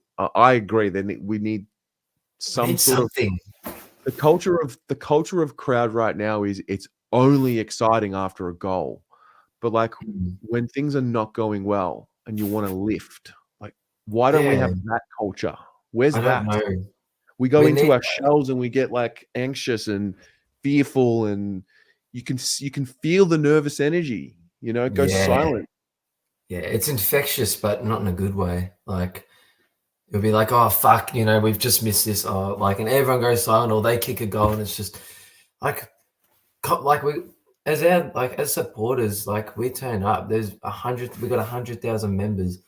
Like, fucking make some noise. Like, it's not that hard. Just fucking yell, do something. Like, obviously, it comes from their defensive efforts and a big mark, or like, but like, we gotta make some noise too, especially at a game tonight. Like, I thought the Carlton noise, personally, where I was sitting at least, it didn't come until that last quarter where we started making our run. Other than that, mate, it was fucking as dull as a funeral. Like, where I was sitting at least. But here's the thing, as Carlton fans, we know what that noise can be like. It's amazing, and the players feed off it. Like, yeah, but I don't think our start helped with that too. We just started pretty shit. Do you think enough of us believe? Nah, as in like truly believe. Well, my dad said the same thing. Look, I'll be honest with you completely. Me and my sister, I was at 3/4 time. I was so fucking mad. I was like, Dad, I'm just ready to go home. I'm not prepared to deal with this shit again. And then he's like, all right, we'll go to the toilet. And then I said to him, I was like, actually, you know what? Let's just see what happens.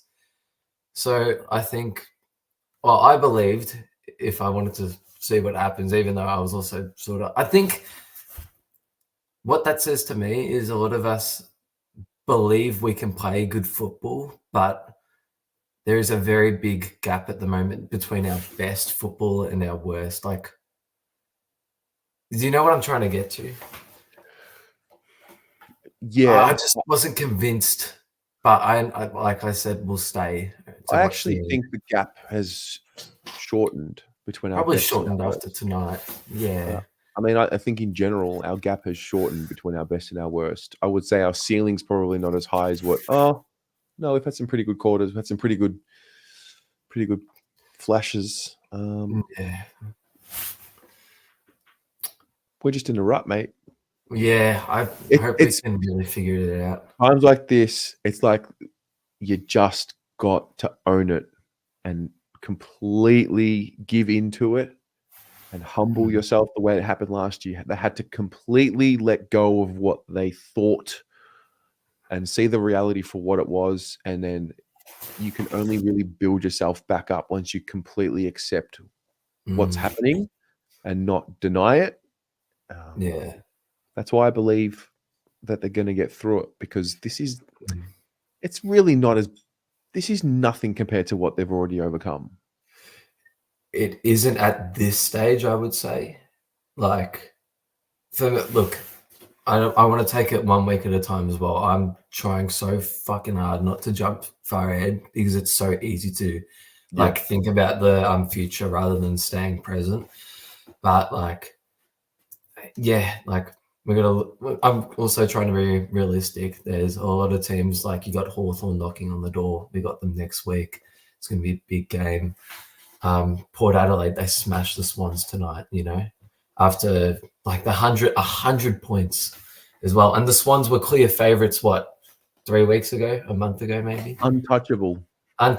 Best side since Geelong 2009 or whatever. Like, it's very wide open. I am disappointed that we have let ourselves like we've let top 4 go. And I loved your video, like the whole idea of like we got to climb the wall without the rope.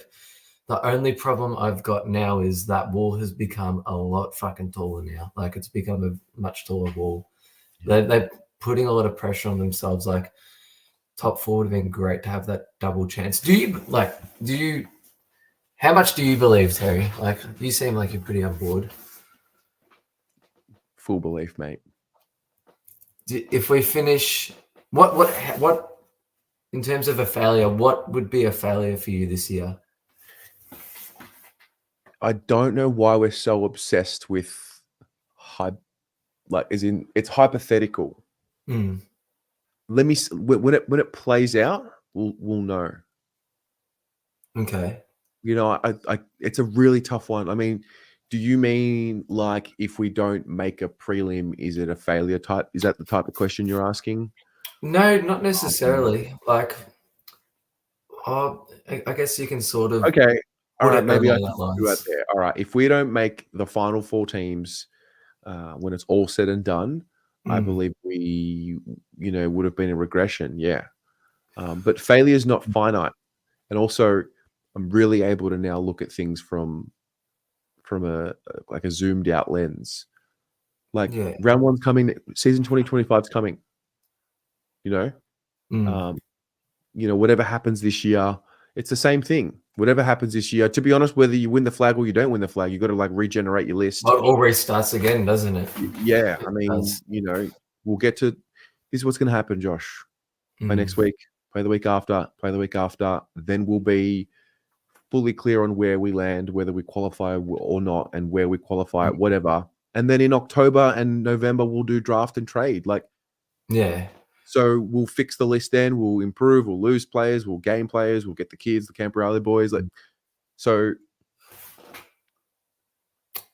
I don't care, is what I'm You don't saying. care? I No, don't fair care enough. about that right now. You know what shits me as well, like with the whole like early trade talk, or like, not that I haven't heard many people say that they want to get rid of Voss, but like specifically the trade talk and like moving around players. Like, I wish we could just back these fucking players in, because like I know that there's talent and there's skill and all that, and yes, some players are better than others, but like, if you're on that fucking list, you are good enough to play AFL.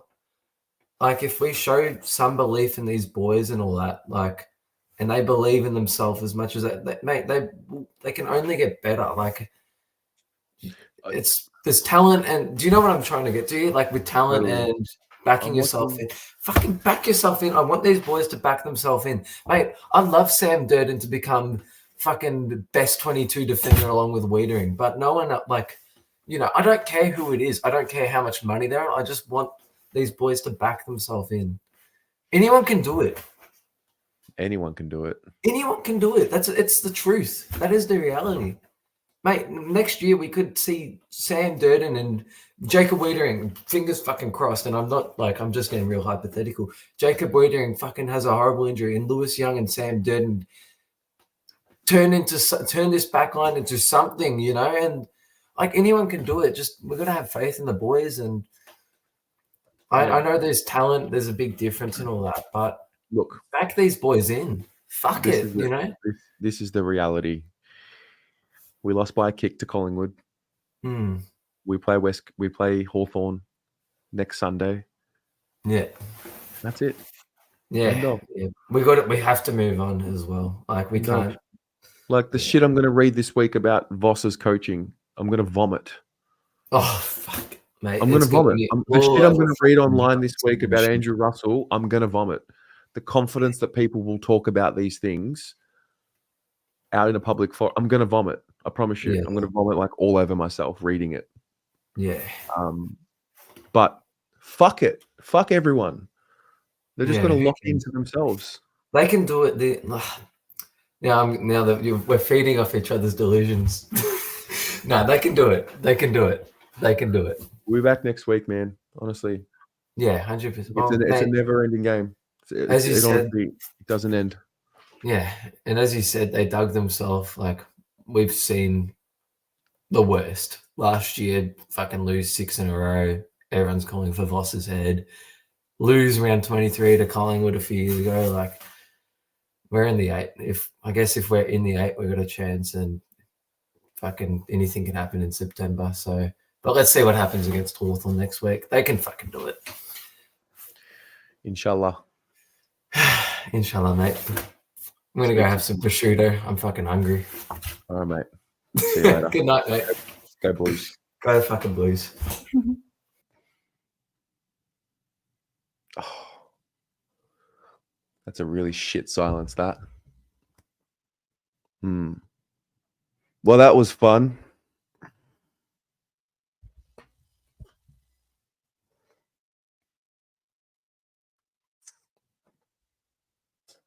Gotta go live in the real world now. Thanks for tuning into the fan cams. I think that 3 hours and 42 minutes had it all. I think that just goes to show what footy does for society, really. Like, honestly, to come here and feel so bad about a game that we're all so passionate about does wonders. For us to just zoom in and live in this little bubble for a couple of hours a week while we try and navigate through the difficult reality that is living, I think is quite beautiful. Whether we agree, whether we disagree, it doesn't matter, because there is no wrong or right. And also, this is all just one big fantasy. This whole game is one big giant game that has rules that were made up a long time ago. And somewhere in there, we all feel so passionate about it, and we all hated seeing what happened tonight. But yeah, it is what it is. Alex, If you want to talk about trades, mate, go for it. If talking about trades makes you happy, fucking let's talk about trades, mate. Let's just trade everyone. I tried to get Joel on tonight. He wasn't feeling very good. Yeah. Hopefully he's back next week. And that's that, I guess. The review will come out tomorrow. I'm not going to rush with it. I'm going to get some sleep.